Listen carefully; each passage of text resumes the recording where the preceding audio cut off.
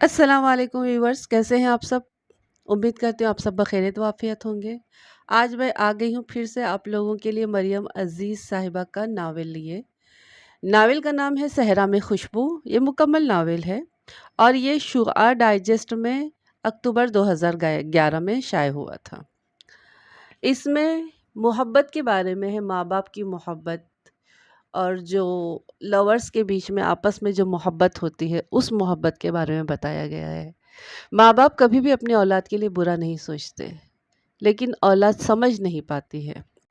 और दूसरी मोहब्बत अगर सच्ची हो, कामिल हो और यकीन हो हमारी मोहब्बत पर, तो वो मोहब्बत हमसे कहीं दूर नहीं जा सकती। लेकिन अगर हमारी मोहब्बत में कोई फुतूर आ जाए, कोई लालच आ जाए, कोई डर आ जाए, तो फिर वो मोहब्बत ही नहीं होती। फिर वो मोहब्बत वापस लौट कर भी आ जाए तो फिर दिल कबूल नहीं करता ऐसी मोहब्बत को। तो शुरू करते हैं। मुझे तो अच्छी लगी है ये नावल, आप लोगों को भी इंशाल्लाह पसंद आ जाएगी। तो आप लोग ज़रूर सुनिए और लाइक करिए, कमेंट्स लिखिए और सब्सक्राइब भी करिए। चलिए शुरू करते हैं।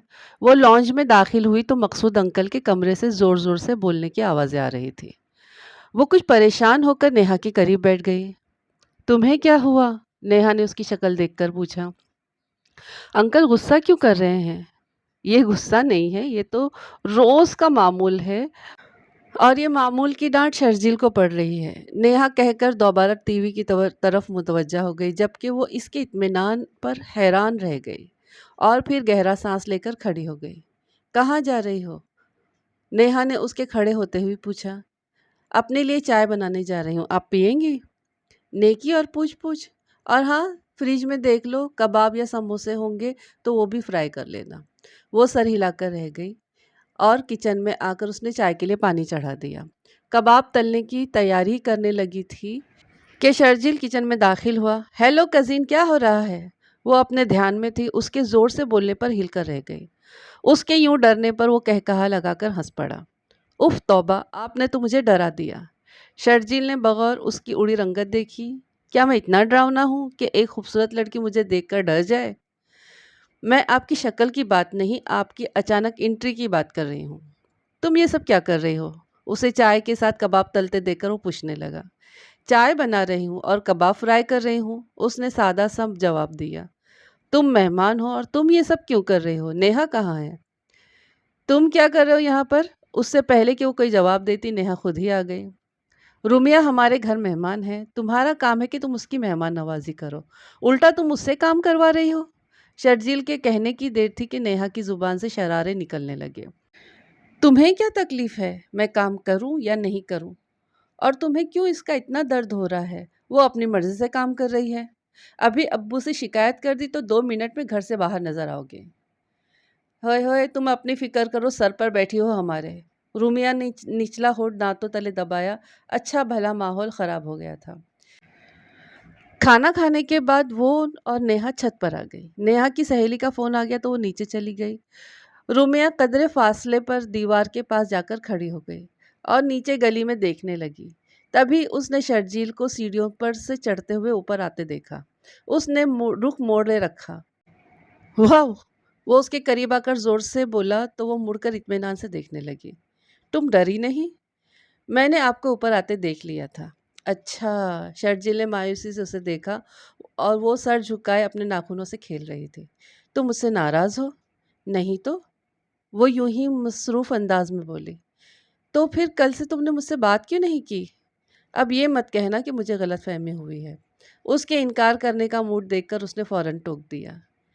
कल आपने जिस तरह नेहा से बात की मुझे अच्छा नहीं लगा। तुमने देखा नहीं, बदतमीजी उसी ने शुरू की थी। लेकिन आपको यूँ तंज़ नहीं करना चाहिए था। उनकी शादी नहीं हो रही तो इसमें उनका क्या कसूर? ये तो किस्मत की बात है। जब अल्लाह का हुक्म हो जाएगा तो हो जाएगी। आप भाई होकर ऐसी बातें करेंगे तो ज़ाहिर-सी बात है उन्हें बुरा लगेगा। शर्जील खामोश रहा, कुछ नहीं बोला। आप नेहा से एक्सक्यूज़ कर लें, वो धीमी आवाज़ में कहकर पीछे हो गए। शर्जील नेहा की तरफ बढ़ गया, रोमिया नीचे आ गई। ये उसकी फूफू का घर था। मकसूद अंकल पेशे के एतबार से वकील थे। उसका कज़िन शर्जील एमए करके फ़ारिग था, जिसकी वजह से अंकल से अक्सर उसे डांट पड़ती रहती। नेहा उसकी कज़िन थी, 28 साल की थी, शक्ल और सूरत मुनासिब थी, बीए के बाद तालीम को खैर आबाद कह दिया था। पिछले 6 सालों से उसके लिए रिश्ते की तलाश जारी थी, लेकिन कोई खातिर ख्वाह नतीजा नहीं निकल सका था। रिश्ता ना होने की वजह से वो काफ़ी चिड़चिड़ी हो गई थी। नेहा उससे 7 साल बड़ी थी, लेकिन रोमिया को उसे बाजी कहने की इजाज़त नहीं थी। उसकी अम्मी अपने वालिदैन की इकलौती बेटी थी, जबकि अब्बू की सिर्फ एक ही बहन थी, शाज़िया फुप्पू। नेहा के खुश्क रवैये के बावजूद उसी रिश्ते की वजह से वो यहाँ आ जाया करती। होश संभालते ही उसने खुद को फुप्पू और उनकी फैमिली के बहुत करीब पाया था, तो लाजमी सी बात है कि उनसियत तो हो ही जाती है। लेकिन जवानी की दहलीज पर कदम रखते ही ये उनसियत कुछ और ज़्यादा बढ़ गई, जब उसका नाम शर्जील के साथ लिया जाने लगा। इन दोनों की बाकायदा मंगनी तो नहीं हुई थी, लेकिन बड़ों में भी बात तय थी। इन दोनों ने भी कभी बाकायदा एक दूसरे से पसंदीदगी का इजहार नहीं किया था, लेकिन एक दूसरे के जज्बात से आगाह ज़रूर थे। रुमिया की अम्मी का बस चलता तो एफए के बाद ही उसे शर्जील के संग रुखसत कर देती, लेकिन एक मसला नेहा का था। जब तक उसकी शादी नहीं होगी, शर्जील की शादी का सवाल ही पैदा नहीं हो सकता था। और दूसरा मसला शर्जील की नौकरी का भी था। जब तक वो बसरे रोज़गार ना हो जाता, शादी तो मुमकिन ना थी। ये सब मसले अपनी जगह थे, लेकिन रोमिया अपने मुस्तकबिल की तरफ से मुतमईन थी। जल्द या बदेर दुल्हन तो उसे शर्जील की ही बनना था। वो कमरे में दाखिल हुई तो खत्ताब फ़ोन पर बात कर रहे थे। वो एक नज़र उन पर डालकर ड्रेसिंग रूम में चली गई। जब चेंज करके वापस आई तो फ़ोन बंद हो चुका था और खत्ताब साहब सामने देखते हुए मुस्कुरा रहे थे। वो मुस्कुराती हुई ड्रेसिंग टेबल की तरफ बढ़ गई और लोशन उठाकर खत्ताब साहब के सामने आकर बेड के दूसरे कोने पर बैठ गई। क्या बात है, बड़ा मुस्कुराया जा रहा है। लगता है किसी पुरानी सहेली का फ़ोन था। उनकी बात सुनकर खत्ताब साहब कहकहा लगाकर हंस पड़े। आप जेलस हो रही हैं बेगम साहिबा? उन्होंने गौर से शमा का चेहरा देखा। वैसे अगर मैं तुम्हें बता दूं कि किस से बात कर रहा था तो तुम वाकई खुश हो जाओगी। ऐसा कौन है? वो हैरत से उन्हें देखने लगी। मैं उमर से बात कर रहा था। पाँव पर मसाज करता उनका हाथ रुक गया। कल वो पाकिस्तान आ रहा है। लोशन की बोतल पर उनके हाथ की गिरफ्त कमज़ोर हुई और अगले ही पल बोतल नीचे कारपेट पर गिर गई थी। उनकी आंखों की हैरत पहले बेयकीनी और फिर आंसुओं में बदल गई। खिताब साहब ने उन्हें रोने से नहीं रोका। काफ़ी देर बाद जब वो खामोश हुई तो उनकी आवाज़ उभरी। खत्ताब, आप मुझसे मजाक तो नहीं कर रहे हैं? शमा, उन्होंने कुछ नाराज़ी से उनका नाम लिया। मैं ऐसी बातों में मजाक कैसे करूँगा जिसका ताल्लुक तुम्हारी सांसों से जुड़ा हो। शमा सर झुकाकर होंठ चबाने लगी। मुझे अभी भी यकीन नहीं आ रहा है कि वो वाकई आ रहा है। 12 साल बाद। तो क्या उसकी नफ़रत हमसे ख़त्म हो गई? उसने हमें माफ़ कर दिया? वो सवालिया नज़रों से अपने शौहर को देखने लगी तो खत्ताब साहब ने उनका हाथ थामकर उन्हें तसल्ली दी। शमा, कोई औलाद अपने माँ बाप से नफ़रत कर सकती है? और शमा ने जिस तरह शिकायती नज़रों से उन्हें देखा वो मुस्कुरा दिए। सब भूल जाओ, जो हुआ सब भूल जाओ। अब हमारा बेटा आ रहा है, उसके इस्तकबाल की तैयारियां करो। हाँ, मुझे अपने बेटे के इस्तकबाल के लिए उसके शायाने शान तैयारी करना है। वो पुरजोश अंदाज में कहती हुई खड़ी हो गई। सरदारा, सरदारा! उनकी तेज़ पुकार पर वो भागने के अंदाज में किचन से बाहर आ गई। खैरियत है भाभी? वो परेशानी से उसकी शक्ल देखने लगी। सरदारा, उमर आ रहा है। उन्होंने सरदारा को दोनों बाजुओं से पकड़कर घुमा डाला। उनका बस नहीं चल रहा था कि वो क्या कर डालें। दूसरी तरफ सरदारा की वही हालत थी जो थोड़ी देर पहले उनकी थी।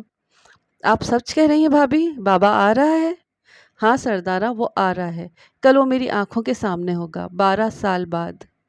12 साल बाद मेरी आंखों की प्यास बुझेगी। उसका बचपन, जवानी मैं तस्वीरों में ही देखती रही। उन्होंने लॉन्च की दीवार की तरफ देखा जो उमर की तस्वीरों से भरी हुई थी। सरदारा, तुम्हें याद है ना जब मैं और खत्ताब पहली बार उमर को लेकर आए थे? खामोशी पर उन्होंने मुड़कर देखा।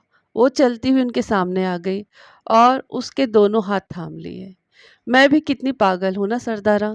तुमसे पूछ रही हूँ कि तुम्हें उमर और उमर से वाबस्ता बातें याद हैं। तुम कैसे भूल सकती हो? मैंने तो उसे पैदा किया था, तुमने उसे पाला था। तुम्हारे हाथ में वो बड़ा हुआ था। फिर पता नहीं कहाँ कहाँ कमी रह गई मेरे प्यार में। या तुम्हारे प्यार में? कहते हुए उन्होंने निचला होंठ दांतों तले दबा लिया। उनके चेहरे पर शदीद तकलीफ के आसार थे। सरदारा ने फरत मुसर्रत के बास कुछ बोला ही नहीं गया, बस उनका हाथ अपने हाथ से निकालकर कंधे पर रख दिया। सारी रात वो सोने की कोशिश करती रही, लेकिन नींद आंखों से कोसों दूर थी। करवटें बदल बदल कर जिस्म दुखने लगा था। नज़र जैसे घड़ी पर ठहर सी गई थी और रात जैसे रुक सी गई थी। 5 बजते ही उन्होंने खत्ताब को आवाज़ दी और एक ही आवाज़ पर वो उठ गए। उनके फ़ौरन उठ जाने पर वो मुस्कुरा दी। 6 बजे खत्ताब एयरपोर्ट के लिए रवाना हो गए और वो बेचैनी से सारे घर में चकराने लगे। हर चीज़ तैयार थी, बस आने वाले का इंतज़ार था। उसकी तस्वीर के आगे खड़े होकर वो उसके एक एक नक्श को आंखों के रास्ते दिल में उतारने लगी।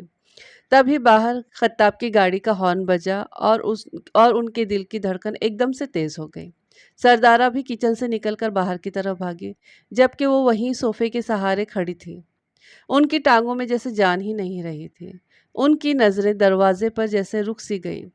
फिर खुशी से जगमगाते चेहरे के साथ पहले सरदारा, फिर खत्ताब और उनके पहलू में वो। उनकी नज़र जैसे साकी सी हो गई। कितना बड़ा हो गया था। उसका कद खत्ताब से भी ऊंचा था। खूबसूरत भी बहुत हो गया था। सियाह जैकेट में उसकी रंगत कितनी निखरी हुई लग रही थी। शमा, देखो, मैं तुम्हारे बेटे को ले आया हूँ। खत्ताब उनके पहलू में आकर खड़े हो गए, जबकि वो उनके बिल्कुल सामने था। उनके इतने करीब कि वो उसे छू सकती थी। वो उसे साथ लगाकर उसका माथा चूमकर अपनी ममता की प्यास बुझा सकती थी, और वो बुझाना चाहती थी, लेकिन वो ऐसा नहीं कर सकी। इन 12 सालों में उसके कद और चेहरे में काफ़ी फ़र्क आ गया था, लेकिन चेहरे की सख्ती और आंखों की बेगानगी अब भी बरकरार थी। होठों पर आज भी मुस्कुराहट नहीं थी। उन दोनों को यूं खामोशी से एक दूसरे के सामने खड़े देखकर खत्ताब साहब बोले थे, भाई शमा, कुछ तो बोलो। फिर बेटी की तरफ मुतवज्जा हुए, उमर, लगता है तुम्हारी माँ को अभी तक यकीन नहीं आया है कि तुम आ गए हो, वरना जब से मैंने उन्हें बताया है कि तुम आ रहे हो, पागलों की तरह सारे घर में फिर रही थी। तुम्हारी पसंद के खाने भी बनाए हैं। क्यों भाई सरदारा, नाश्ते में क्या है? वो सरदारा की तरफ घूम गए। सब कुछ है भाई जी, जो हमारे बाबा को पसंद है। उनके मुखातिब करने पर उमर ने मुड़कर उसे देखा, जो किचन के दरवाजे में खड़ी थी। पापा, मुझे भूख नहीं, मैंने जहाज में सैंडविच खा लिए थे। शमा ने उसकी आवाज़ के रौब को अच्छी तरह महसूस किया। कोई बात नहीं बेटा, मैंने तुम्हारे लिए इतना कुछ बनाया है, मेरी खातिर थोड़ा सा चख लो। सरदारा के कहने पर उसने खत्ताब साहब को देखा तो वो उसको बाजुओं से थामकर डाइनिंग रूम की तरफ बढ़ने लगे। फिर पीछे मुड़कर साकित खड़ी शमा को देखा। आओ ना शमा, उन्होंने चौंक कर खत्ताब को देखा, जो उमर के साथ डाइनिंग रूम में दाखिल हो रहे थे। उनकी आंखें यकायक आंसुओं से भर गईं। बेगानगी की दीवार अभी भी कायम थी। वो डाइनिंग रूम में दाखिल हुई तो वो बैठ चुका था और सरदारा एक एक चीज़ उठा उठाकर उसके आगे रख रही थी। वो खामोशी से जाकर खत्ताब के दाएं तरफ बैठ गई। उन्होंने महसूस किया कि वो सिर्फ उन्हीं से नहीं, बल्कि किसी से भी बात नहीं कर रहा है। खत्ताब भी थोड़ी थोड़ी देर में खुद ही उसे मुखातिब कर रहे थे। कुछ देर बाद वो माजूरत करके खड़ा हो गया। खत्ताब साहब ने गहरा सांस लेकर शमा को देखा, जो सर झुकाए आंसुओं को जब्त करने में मसरूफ थी। खत्ताब साहब ने उनके कंधे पर हाथ रखा तो वो डबडबाई नज़रों से उन्हें देखने लगी। आपने देखा खत्ताब, वो अब भी वैसा ही है। उसने अब तक हमें माफ़ नहीं किया। फजूल बातें मत सोचो और ये सब सोचकर दिल छोटा न करो। इतने साल अकेले रहकर इंसान ऐसा ही हो जाता है। शुक्र करो उसके मिजाज की वो शिद्दत पसंदी कम हो गई है। और जहाँ तक माफ़ करने की बात है, उसका यहाँ आना वो भी अपनी मर्जी से, इस बात का सबूत है कि वो हमें माफ़ कर चुका है। उसके दिल में जो गलत फहमियाँ हैं, अब उसे हमने अपने प्यार से दूर करना है और उसे जाने नहीं देना है वापस। समझ रही हो ना शमा? खत्ताब साहब ने उनकी आंखों में देखकर पूछा तो उन्होंने अज़बात में सर हिला दिया। 2 दफ़ा दस्तक के बाद भी जब दरवाज़ा न खुला तो उन्होंने धीरे से हैंडल घुमाया।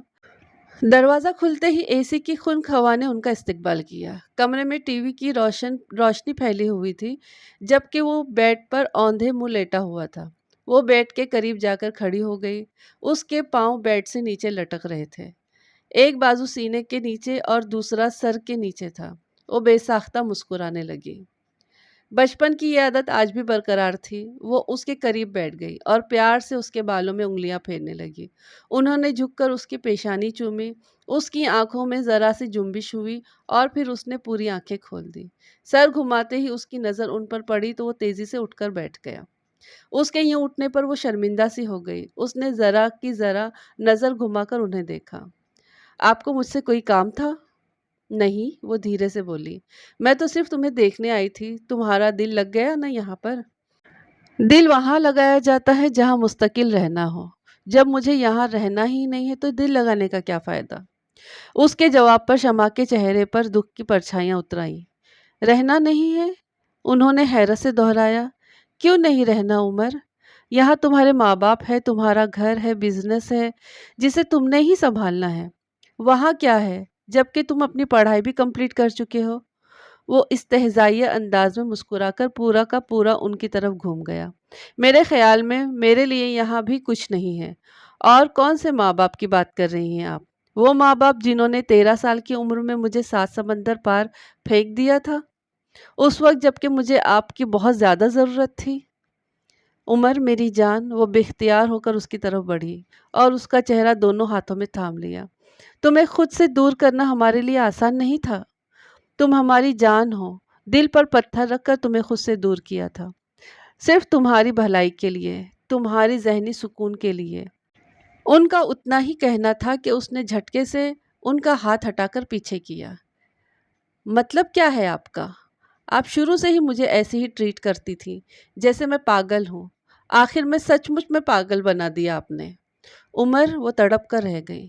میں پچھلی باتیں نہیں دہرانا چاہتا۔ میں یہاں کیوں آیا مجھے نہیں پتا، لیکن اتنا ضرور بتا دوں کہ آپ لوگوں کے لیے نہیں آیا ہوں اور نہ ہی میرا ارادہ یہاں سیٹ ہونے کا ہے، اور اب مجھے ان تنہائیوں کی عادت ہو گئی ہے۔ وہ کہہ کر رکا نہیں، تیزی سے باہر نکل گیا۔ وہ بھاگنے کے انداز میں اس کے پیچھے لپکی، لیکن وہ گاڑی لے کر نکل چکا تھا۔ ان کی انگلیاں تیزی سے خطاب کا نمبر ملانے لگی۔ ڈائننگ روم میں وہ تینوں موجود تھے، لیکن اتنی خاموشی تھی کہ صرف پلیٹوں میں کبھی کبھی چمچ لگنے کی آواز آ رہی تھی۔ شمع کی توجہ کھانے کی طرف نہیں تھی، وہ مسلسل بے چینی سے خطاب کی طرف دیکھ رہی تھی، جو کھانے کے دوران وقتاً فوقتاً عمر پر بھی نظر ڈال رہے تھے۔ پانی کا گلاس ٹیبل پر رکھ کر گلا کھنکار کر وہ عمر کی طرف متوجہ ہوئے۔ عمر، ان کے پکارنے پر وہ ان کی طرف دیکھنے لگا۔ دیکھو بیٹا، ابھی تمہیں پاکستان آئے کچھ دن ہوئے ہیں، تمہیں راستوں کا صحیح سے علم نہیں ہے، اور دوسرے یہاں کے حالات بھی اچھے نہیں ہیں۔ لوگ گن پوائنٹ پر نقصان پہنچا جاتے ہیں۔ باہر جاؤ تو ڈرائیور کو ساتھ لے جایا کرو۔ ان کے بولنے کے دوران وہ ہاتھ روکے انہیں دیکھ رہا تھا، پھر اچھی طرح دیکھتے ہوئے کہنے لگا، پہلی بات تو یہ ہے کہ میں ہر کام اکیلا کرنے کا عادی ہوں۔ میں امریکہ میں نہ روم شیئر کرتا تھا اور نہ ہی ڈرائیو کرتے وقت مجھے کسی کا ساتھ پسند ہے۔ اور دوسری بات یہ ہے کہ میں بچہ نہیں ہوں کہ راستہ نہ ملا تو کھو جاؤں گا۔ اور جہاں تک حالات کی بات ہے تو گن پوائنٹ پر کیا ہوگا؟ زیادہ سے زیادہ میرا والیٹ یا گاڑی لے جائیں گے یا مجھے گولی مار دیں گے۔ اس کے بے رحم تجزیے پر دونوں دہل کر رہ گئے اور اسے دیکھنے لگے۔ کیا فرق پڑتا ہے؟ وہ کندھے اچکا کر بولا۔ شمع کی آنکھوں سے آنسو روا ہو گئے۔ دل تو خطاب صاحب کا بھی جیسے کسی نے مٹھی میں لے لیا تھا، لیکن وہ کنٹرول کر گئے۔ تمہارے لیے یہ کہنا آسان ہے عمر، شاید تمہیں خود سے پیار نہیں، لیکن ہم دونوں کی دنیا تو تم ہی سے شروع ہو کر تم ہی پر ختم ہوتی ہے۔ خدا نخواستہ اگر تمہیں کچھ ہو جائے تو شاید وہ ہماری زندگی کا آخری دن ہوگا۔ اب کی بار وہ کچھ نہیں بولا، بس دوبارہ چمچ اٹھا لیا اور خطاب بھی خاموشی سے پلیٹ پر جھک گئے۔ ان کے موبائل کی بیپ بجی، وہ ایکسکیوز کرتے اٹھ گیا، جبکہ وہ دونوں ایک دوسرے کو دیکھ کر رہ گئے۔ وہ کتاب کب سے آگے رکھے بیٹھی تھی، لیکن پڑھنا محال تھا۔ نظر بار بار بھٹک کر کچن کی طرف جاتی، جہاں نیرا موجود تھی۔ برتن پٹکنے کی آواز باہر تک آ رہی تھی۔ تبھی باہر بائک رکنے کی آواز آئی، اور وہ بہت اچھی طرح جانتی تھی کہ کون آیا ہے، اور پہلی بار اس نے سوچا کاش آج اور خاص طور پر اس وقت وہ نہ آتا۔ اس نے دروازہ کھولا تو باہر مسکراتا ہوا شرجیل تھا، جبکہ اس کو مسکرانے میں بڑی دقت پیش آئی تھی۔ کچن سے نکلتی نیرا شرجیل کو دیکھ کر رک گئی تھی۔ السلام علیکم مومانی، کیسی ہیں آپ؟ शर्जील के पूछने पर उन्होंने सिर्फ सर हिलाने पर इक्तफा किया और कमरे में चली गई, जबकि शर्जील हैरान होकर उसे देखने लगा। मुमानी को क्या हुआ है? कुछ नहीं, ऐसे ही उनकी तबीयत ठीक नहीं है। आप अंदर चलें। नहीं, मैं यहीं ठीक हूँ। वो सहन में रखे तख्त पर बैठ गया। मैं तुम्हें लेने आया हूँ। हमारे ताया के बेटे की शादी है, नेहा को शॉपिंग पर जाना है, उसने कहा है कि तुम्हें लेकर आऊँ। रूमिया ने मुड़कर कमरे की तरफ देखा जहाँ उसकी अम्मी मौजूद थी। शर्जील, ज़रूर चलती, लेकिन आज अम्मी का मूड ठीक नहीं है। मुझे नहीं लगता कि अम्मी आज मुझे जाने की इजाज़त देंगी। मुमानी क्यों मैं मना करेंगी?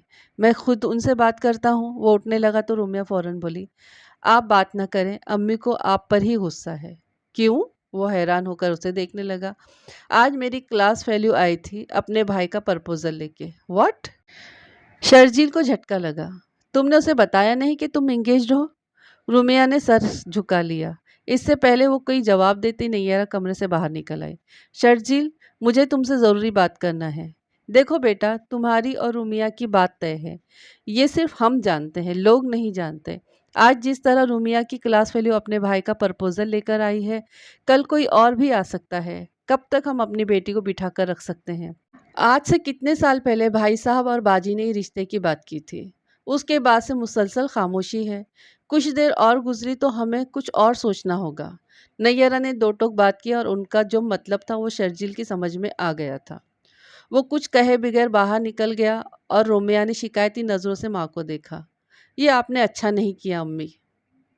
मैंने जो भी किया है सोच समझकर किया है। अगर उसके बाद भी शर्जील ने कोई मुस्बित कदम ना उठाया तो इसका जिम्मेदार वो खुद होगा। उसे अकेला आता देखकर नेहा के माथे पर बल पड़ गए। रुमिया नहीं आई? उसने मुंह से जवाब देने के बजाय नफ़ी में सर हिलाया। क्यों? उसके सवाल पर शर्जील ने गुस्से से उसे देखा। मैं तुम्हारा या उसका नौकर नहीं लगा हुआ हूँ। जो तुम्हारा हुक्म हो तो उसे ले आऊं और उसका हुक्म हो तो वापस चला जाऊं। उसके गसीले अंदाज को नेहा ने नासमझी से देखा, जबकि वो गुस्से से खौलता हुआ अंदर की तरफ बढ़ गया। वो कमरे में दाखिल हुआ तो शाजिया फ़ोन पर किसी से बातों में मसरूफ़ थी। वो उनके सामने सोफे पर बैठ गया। बात करते हुए शाजिया ने गौर से बेटे के बिगड़े हुए जाविये देखे और बात मुख्तसर करके फ़ोन बंद कर दिया। तुम्हें क्या हुआ है? आप और अब्बू कल ही मामू के घर जाएं और मेरी और रुमिया की शादी की बात करके आएं। तुम्हें बैठे बैठाए क्या सूझी? नहीं अम्मी, इतने साल हो गए हैं इस बात को। मुमानी सख्त खफा हैं। आपको पता है रुमिया के लिए रिश्ते आ रहे हैं। फिर उसने नैयरा के नाराज़ होने वाली सारी बात माँ को बता दी। शाजिया सोच में पड़ गई। अम्मी प्लीज़ अब्बू से बात करें। मैं ये नहीं कहता कि मेरी शादी कर दें अभी, लेकिन मेरी और रुमिया की बाकायदा मंगनी कर दें ताकि ना उन्हें कोई टेंशन हो और ना मुझे। प्लीज़ अम्मी। उसकी मुल्तजी अंदाज पर वो गहरा सांस लेकर बोली, ठीक है, मैं तुम्हारे अब्बू से बात करती हूँ, देखती हूँ वो क्या जवाब देते हैं। थैंक यू अम्मी। वो एकदम उनके गले लग गया। उनकी बात के दौरान वो पूरे इन्हमाक के साथ फाइल पर नज़रें दौड़ाते रहे, लेकिन जो ही उनकी बात ख़त्म हुई उन्होंने ऐनक के ऊपर से उन्हें घूरा, जिसका साफ मतलब था उन्हें शाजिया की बात बिल्कुल पसंद नहीं आई। कौन सी मल्टीनेशनल कंपनी में उसे जॉब मिली है? कितनी तनख्वाह है उसकी? मकसूद साहब हस्बे तौक़्क़ा गुस्से में आ गए। मेरी समझ में नहीं आ रहा है कि तुमने और तुम्हारे बेटे ने क्या सोचकर ये बात की है। 10-15 लाख कमा ली है इसने। बहन के फ़र्ज से सुबुकदोश हो गया है।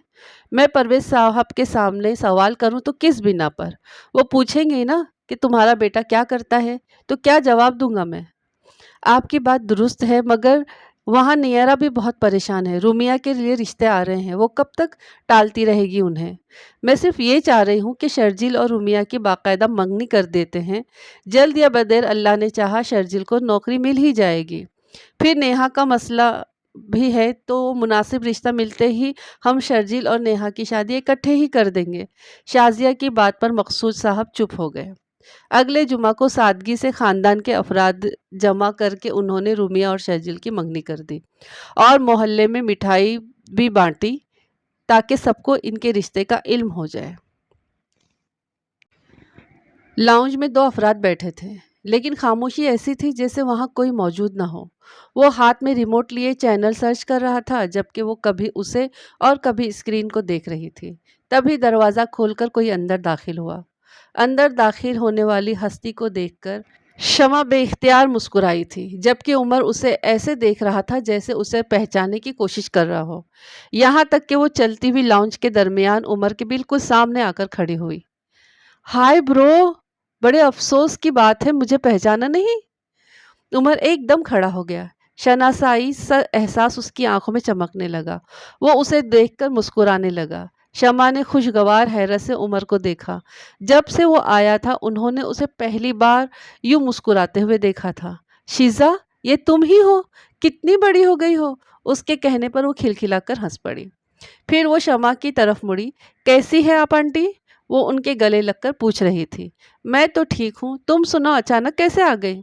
कल अम्मा का फ़ोन आया था तो उन्होंने बताया कि ब्रो आया हुआ है, तो मुझसे एक पल भी वहाँ टिका नहीं गया। जो पहली बस मिली उसी में बैठकर आ गई। कहने के साथ साथ उसने मुस्कुराती नज़रों से उमर को देखा, जो उसे देखकर खुश हो रहा था, और शमा को अफसोस हो रहा था कि उन्हें ये ख्याल पहले क्यों नहीं आया कि वो शीज़ा को बुलवा ले। अम्मा, सरदारा को देखते हुए भागकर उनके गले लग गई। मेरी तुमसे बात हुई थी, तुमने बताया नहीं कि तुम आ रही हो। बता देती तो सरप्राइज़ नहीं रहता। अब ये सब छोड़ें और मुझे खाने के लिए कुछ दें, मुझे सख्त भूख लगी है। और ब्रो, अमेरिका के बगैर उदास तो नहीं हुए? वो एक बार फिर उसके सामने आकर खड़ी हो गई।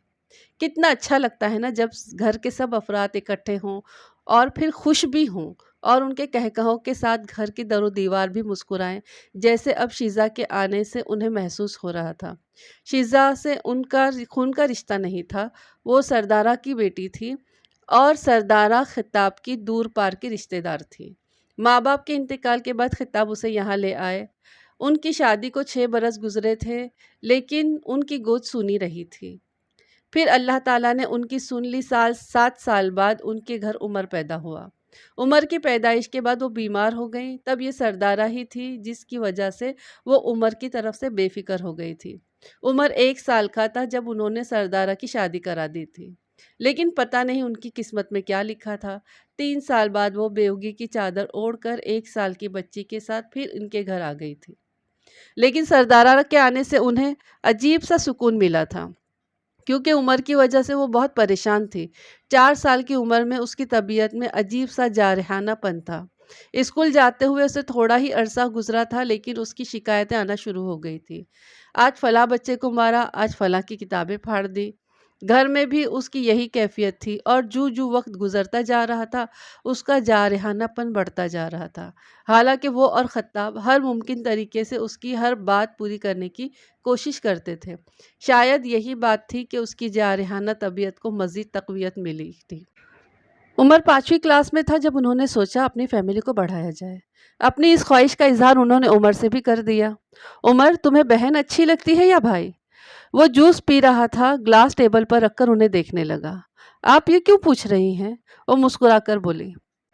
क्योंकि मैं और तुम्हारे पापा सोच रहे हैं कि तुम अकेले हो तो तुम्हारा कोई भाई या बहन भी होना चाहिए। मुझे कोई भाई या बहन नहीं चाहिए। उसके संजीदा और दो टोक अंदाज पर उसकी मुस्कुराहट सुकड़ कर रह गई। लेकिन बेटा, बहन भाई की ज़रूरत तो सबको होती है। वो आपके दोस्त और आपके साथी होते हैं।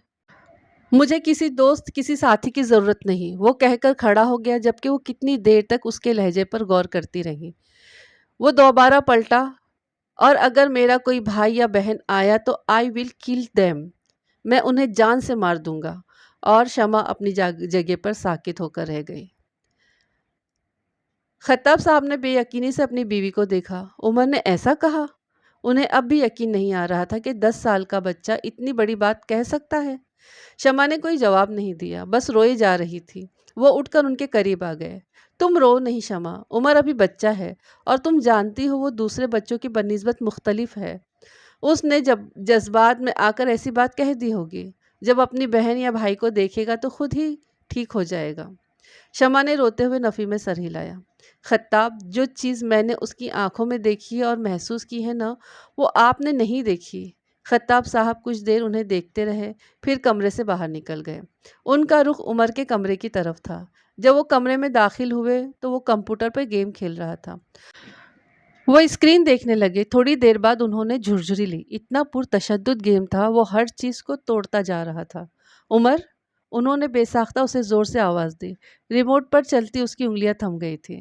اس نے گردن گھما کر انہیں دیکھا تو وہ مسکراتے ہوئے اس کے قریب آ کر بیٹھ گئے۔ کیا کر رہے ہو عمر؟ گیم کھیل رہا ہوں، وہ سی ڈی بدلتے ہوئے بولا۔ پڑھائی کیسی جا رہی ہے؟ گڈ، وہ مختصر سا جواب دے کر دوبارہ ٹی وی کی طرف متوجہ ہوا۔ عمر، آپ نے اپنی مما سے کہا ہے کہ آپ کو بھائی یا بہن نہیں چاہیے؟ کیا آپ اپنے پاپا سے شیئر کرو گے؟ آپ نے ایسا کیوں کہا؟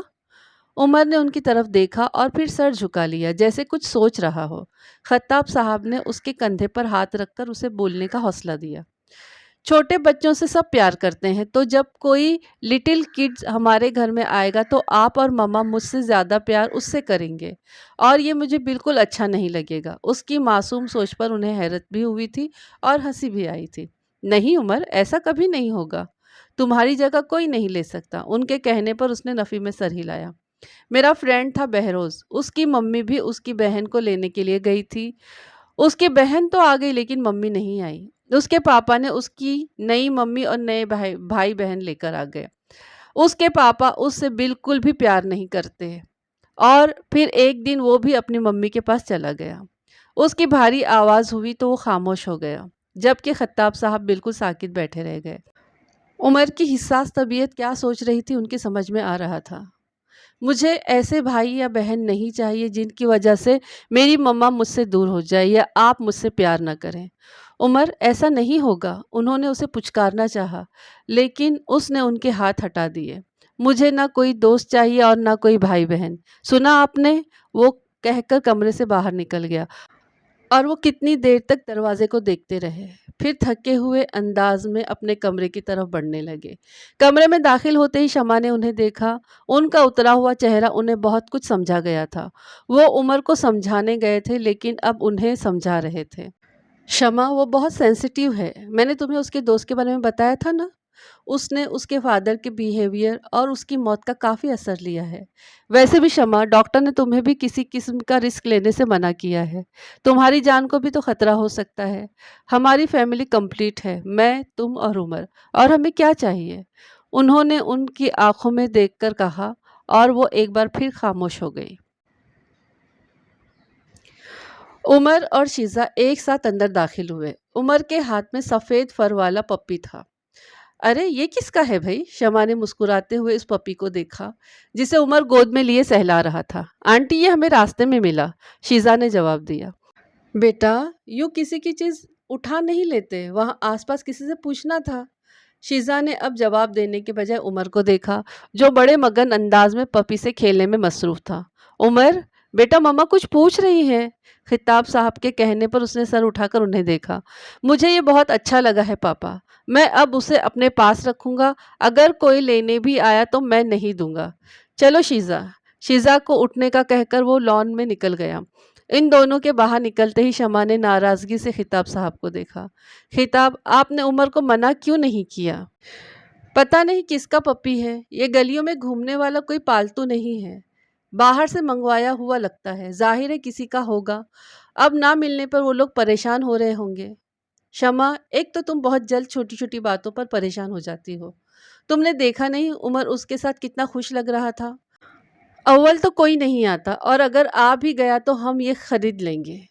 اس پپی کی قیمت میرے بیٹے کی خوشی سے زیادہ تو نہیں ہوگی؟ شمع انہیں دیکھ کر رہ گئی۔ عمر کی خوشی کے لیے پتہ نہیں انہیں کیا کیا قربان کرنا ہوگا۔ وہ ایک پارٹی میں جانے کے لیے تیار ہو رہے تھے کہ چوکیدار نے کسی کے آنے کی اطلاع دی۔ خطاب صاحب کے پیچھے پیچھے وہ بھی لانج میں آ گئی۔ وہاں ایک معزز آدمی اور ایک بچہ جو عمر کا ہی ہم عمر لگ رہا تھا بیٹھے تھے۔ خطاب صاحب اس آدمی سے ہاتھ ملا کر سامنے کے صوفے پر بیٹھ گئے۔ سوری، میں نے آپ کو پہچانا نہیں۔ خطاب صاحب معذرت خواہانہ انداز میں سامنے بیٹھے ہوئے شخص کو دیکھنے لگے۔ جی، آپ مجھے نہیں جانتے، میرا نام صفدر بھٹی ہے اور میں اس لین میں بنگلہ نمبر 8 میں رہتا ہوں۔ 3 دن پہلے ہمارا پپی گم ہو گیا تھا۔ ہمارے چوکیدار نے بتایا ہے کہ اس نے ہمارے پپی کو آپ کے بیٹے کے پاس دیکھا ہے۔ یہ میرا بیٹا عبداللہ ہے، اسے جانور پالنے کا بہت شوق ہے۔ اس کی ضد پر ہم نے امریکہ سے وہ پپی امپورٹ کیا تھا، انہوں نے تفصیل سے بتایا۔ دیکھیں صفدر صاحب، بات ایسی ہے کہ آپ کا پپی واقعی بہت خوبصورت ہے، ہمارے بیٹے کو بھی وہ بہت پسند ہے، ہم وہ پپی آپ سے خریدنا چاہتے ہیں۔ سامنے بیٹھے بچے نے مضطرب انداز میں اپنے باپ کو دیکھا، جبکہ باپ کے ماتھے پر بل پڑ گئے تھے۔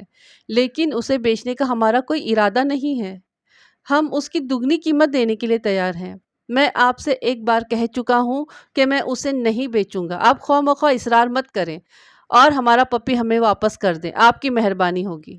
سادہ سے لفظوں میں کہتے ہوئے اس کا لہجہ بہت خردرا تھا۔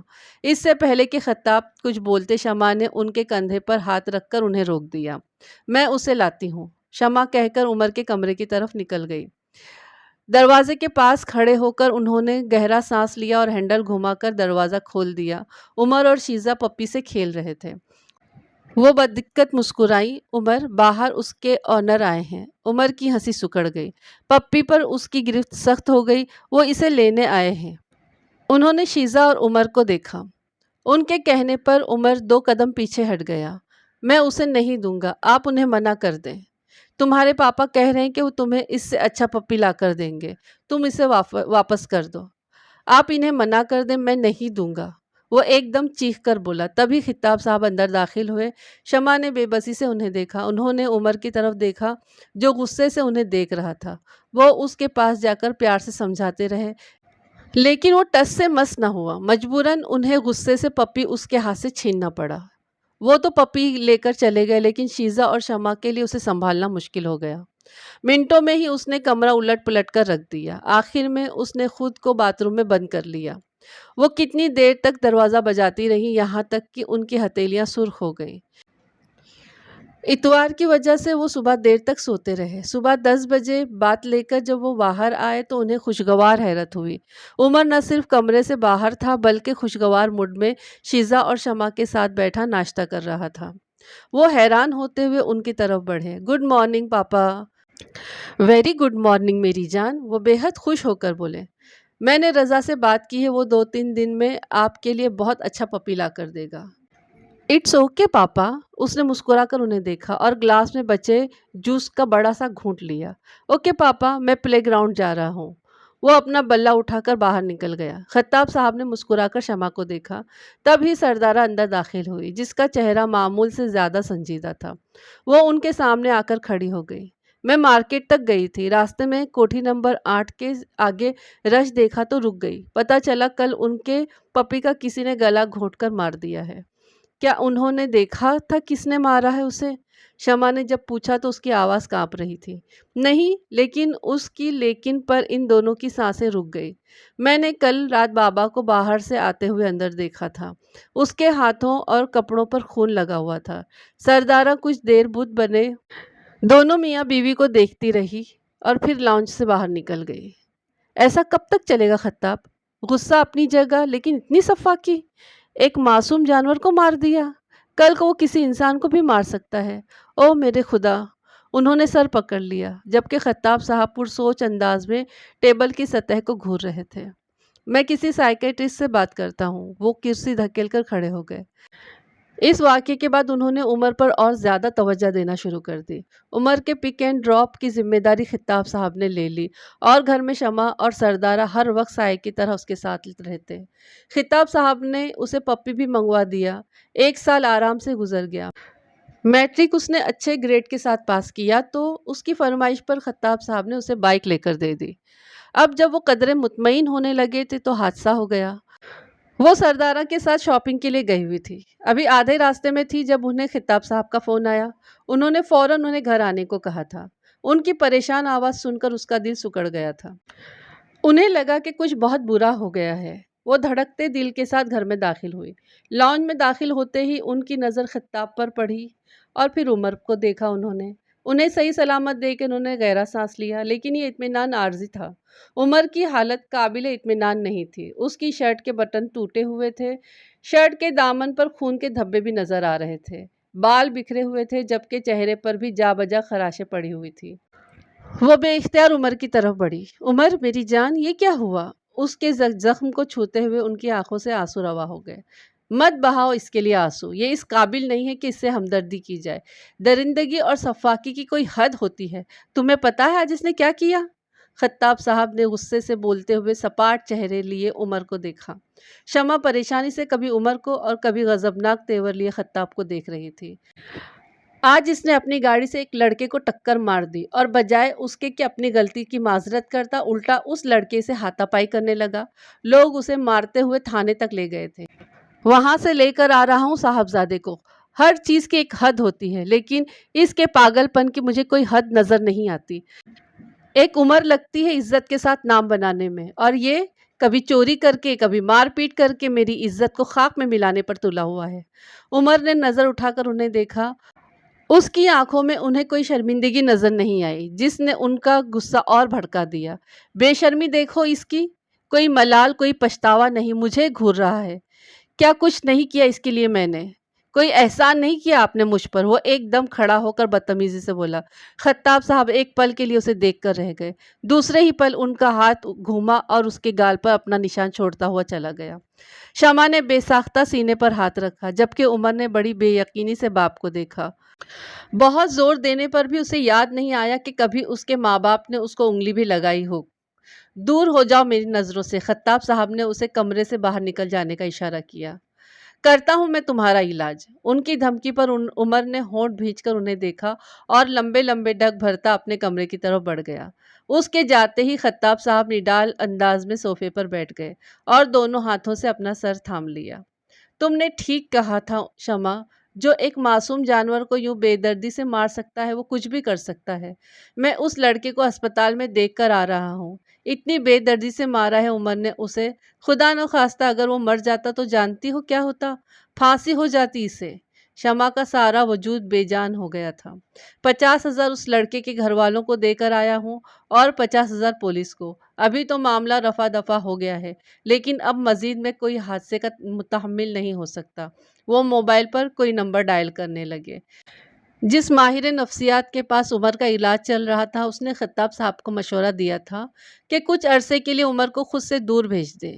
پہلے تو خطاب صاحب نے اس بات پر غور نہیں کیا، لیکن پپی کی موت اور پھر اس لڑکے پر جان لیوا حملے نے انہیں سوچنے پر مجبور کر دیا۔ امریکہ میں ان کے ایک دوست بے اولاد تھے۔ خطاب صاحب نے انہیں اپنی مجبوری سنائی تو انہوں نے خوشی خوشی عمر کی ذمہ داری قبول کر لی، جبکہ عمر کے جانے کا سن کر شمع ہتے سے اکھڑ گئی۔ جس اولاد کی خاطر انہوں نے دوبارہ اپنی گود ہری نہیں ہونے دی، اسے خود سے دور کرنا انہیں گوارا نہیں تھا، لیکن خطاب صاحب نے انہیں ماضی میں عمر کی غلطیوں اور مستقبل میں اس کا انجام سمجھا کر راضی کر ہی لیا۔ کل عمر کی فلائٹ تھی اور شمع کو یوں لگ رہا تھا جیسے کل عمر نہیں بلکہ ان کی روح ان سے جدا ہو رہی ہے۔ وہ آنکھیں بند کیے بیڈ کراؤن سے ٹیک لگائے عمر کے بارے میں سوچ رہی تھی۔ جب دروازہ کھلنے کی آواز پر انہوں نے آنکھیں کھول کر سامنے دیکھا۔ عمر دروازے کا ہینڈل تھامے کھڑا تھا۔ اس کی آنکھیں بے تحاشا سرخ ہو رہی تھی۔ اس کا دل جیسے کسی نے مٹھی میں لے لیا۔ وہ آہستہ سے چلتا ہوا ان کے قریب آ کر کھڑا ہو گیا۔ ان کے قریب بیٹھ کر ان کے دونوں ہاتھوں کو تھام لیا۔ مما، میں آپ سے ہر اس بات کے لیے معافی مانگتا ہوں جس سے آپ کو اور پاپا کو تکلیف ہوئی ہے۔ آپ پاپا سے کہیں مجھے کہیں نہ بھیجیں۔ میں آئندہ ایسا کچھ نہیں کروں گا جس سے آپ لوگوں کو پرابلم ہو۔ میں آپ کے اور پاپا کے بغیر نہیں رہ سکتا مما۔ آخر میں روتے ہوئے اس نے پیشانی ان کے ہاتھوں پر ٹکا دی۔ اس کے آنسو ان کے ہاتھوں پر گر رہے تھے اور قطرہ قطرہ ان کا دل پگھل رہا تھا۔ اس وقت ان کا دل چاہ رہا تھا کہ وہ خطاب کی نصیحتیں، ڈاکٹر کی ہدایتیں، سب کچھ بھول کر بیٹے کو سینے سے لگا لیں، لیکن وہ یہ بھی جانتی تھی کہ ان کی ذرا سی کمزوری عمر کے مستقبل کے لیے نقصان دہ ہو سکتی ہے۔ تبھی دروازہ کھلا۔ ان دونوں نے ایک ساتھ مڑ کر دیکھا۔ پاپا، میں نہیں جاؤں گا۔ انہیں دیکھ کر وہ اپنے مخصوص اکھڑ انداز میں بولا تھا۔ خطاب صاحب نے غصے سے اسے دیکھا۔ یہ بحث اب فضول ہے۔ تمہاری کل کی سیٹ کنفرم ہے اور وہاں تمہارا داخلہ بھی ہو چکا ہے۔ میں دیکھتا ہوں تم کیسے نہیں جاتے۔ ابھی تک تم نے میری صرف نرمی دیکھی ہے، سختی نہیں دیکھی۔ ان کی آخری جملے پر عمر نے شاکی نظروں سے شمع کو دیکھا اور پھر تیزی سے باہر نکل گیا، اور پھر وہ چلا گیا۔ جانے سے پہلے وہ کسی سے مل کر نہیں گیا۔ ان کی شکایت پر خطاب نے کہا تھا کہ وقتی غصہ ہے، کچھ سال دور رہے گا تو خود ہی ٹھیک ہو جائے گا، اور پھر کون سا ہمیشہ کے لیے جا رہا ہے، آتا جاتا رہے گا۔ لیکن وہ ان دونوں کی خام خیالی تھی۔ اس کا غصہ شاید بدگمانی اور پھر نفرت میں بدل گیا۔ 12 سال گزر گئے، وہ پاکستان کبھی نہیں آیا۔ شروع کے چند سالوں کے بعد وہ امریکہ میں اس سے ملنے کے لیے گئے تو انہیں دیکھ کر وہ دوسری اسٹیٹ چلا گیا، اور جب تک وہ وہاں رہے وہ واپس نہیں آیا۔ اور وہ جب کبھی اس سے ملنے کا ارادہ کرتے وہ کسی دوسرے شہر یا ملک کا رخ کر لیتا۔ شمع اس کی طرف سے بالکل مایوس ہو چکی تھی کہ اب اچانک وہ آ گیا۔ وہ سمجھی ان کی ممتا اور ان کی دعائیں اسے کھینچ لائی ہیں۔ وہ بدل گیا ہے لیکن وہ تو آج بھی ان سے ناراض تھا۔ آنٹی، شیزا کی آواز پر وہ چونک کر اسے دیکھنے لگی۔ برو کے لیے چاند سے دلہن ڈھونڈنا شروع کر دیں، وہ شادی کے لیے مان گئے ہیں۔ وہ دونوں اس موضوع پر بات کر رہے تھے مگر شمع ماضی کی تلخ یادوں میں کھوئی ہوئی تھی۔ شیزا کی بات سن کر مسکرانے لگی۔ مجھے شادی کرنی ہے یا نہیں، یا کس سے کرنی ہے، اس کا فیصلہ میں خود کروں گا۔ اس کا حق میں کسی کو نہیں دوں گا، چاہے وہ رشتے میں میرے ماں باپ ہی کیوں نہ ہوں۔ جب میں خود اس قابل ہوں کہ اپنے لیے فیصلے کر سکوں تو میں کیوں کسی کی رائے لوں گا؟ شمع کا چہرہ آنے واحد میں لٹھے کی مانی سفید پڑ گیا۔ ان پر ایک نظر ڈال کر وہ باہر نکل گیا۔ شیزا تعصب سے شمع کو دیکھنے لگی۔ یہ تم مجھے کہاں لے آئی ہو؟ تمہیں معلوم بھی ہے کہ مجھے پبلک پلیس سے سخت الجھن ہوتی ہے۔ ہجوم کو دیکھ کر اس نے شیزا سے کہا، اگر آپ امریکہ سے میرے لیے کچھ لے آتے تو میں آپ کو یہاں کیوں لے آتی؟ اب جلدی سے جیب ڈھیلی کریں، مجھے شاپنگ کرنا ہے۔ عمر نے بحث نہیں کی اور اس کے پیچھے چلنے لگا۔ شیزا ایک جویلری کی دکان میں گھس گئی۔ 15 منٹ تک جب شیزا کی مصروفیت میں کوئی فرق نہ آیا تو وہ اسے بتا کر باہر نکل آیا۔ باہر کا موسم بہت اچھا تھا، تیز ہوا چل رہی تھی۔ ستون کے قریب کھڑے ہو کر وہ آتے جاتے لوگوں کا جائزہ لینے لگا۔ پھر کچھ خیال آنے پر اپنا موبائل نکالا اور ٹریول ایجنٹ کا نمبر ملانے لگا، جب ایک رنگین آنچل آ کر اس کے چہرے پر رک گیا۔ چل چل کر اس کے پاؤں شل ہو گئے تھے، لیکن نیہا پتہ نہیں کیسا ڈریس لینا تھا اسے۔ وہ نیہا کو یہ کہہ بھی نہیں سکتی تھی کہ وہ تھک گئی ہے کہ کہیں اس کا موڈ نہ خراب ہو جائے، کیونکہ شرجیل سے باقاعدہ منگنی کے بعد وہ اس سے خفا سی تھی۔ نیہا، جو کچھ لینا ہے جلدی لو ورنہ گھر چلو، فضول چکر لگوا رہی ہو۔ جو بات رومیہ نے کہنا تھی وہ شرجیل نے کہہ دی تھی۔ تم تھک گئے ہو تو کہیں بیٹھ جاؤ، میں رومیہ کے ساتھ چلی جاتی ہوں۔ رومیہ نے ایک بے بس نظر شرجیل پر ڈالی اور پھر نیہا کے ساتھ چل پڑی۔ نیہا ایک اسٹال کے پاس رک گئی جہاں بے حد رش تھا۔ وہ ایک سائیڈ پر کھڑی ہو گئی اور دوپٹہ ٹھیک کرنے لگی۔ نیہا وہاں سے فارغ ہوئی تو اس نے اس کے پیچھے جانے کے لیے قدم بڑھائے، لیکن ایک قدم بڑھاتے ہی اسے رکنا پڑا۔ اس کا دوپٹہ کہیں اٹک گیا تھا۔ اس نے ذرا سا گردن گھما کر دیکھا اور پھر حیرت کے مارے پوری کے پوری گھوم گئی۔ اس کے دوپٹے کا کونا ستون کے پاس کھڑے شخص کے ہاتھ میں تھا۔ اس کے مڑنے پر اس نے بھی اسے دیکھا۔ رومیہ نے اس شخص کی نظروں کو اپنے چہرے پر ٹھہرتے ہوئے محسوس کیا تھا۔ ان نظروں میں جانے کیا تھا کہ اسے اپنا چہرہ دہکتا ہوا محسوس ہونے لگا۔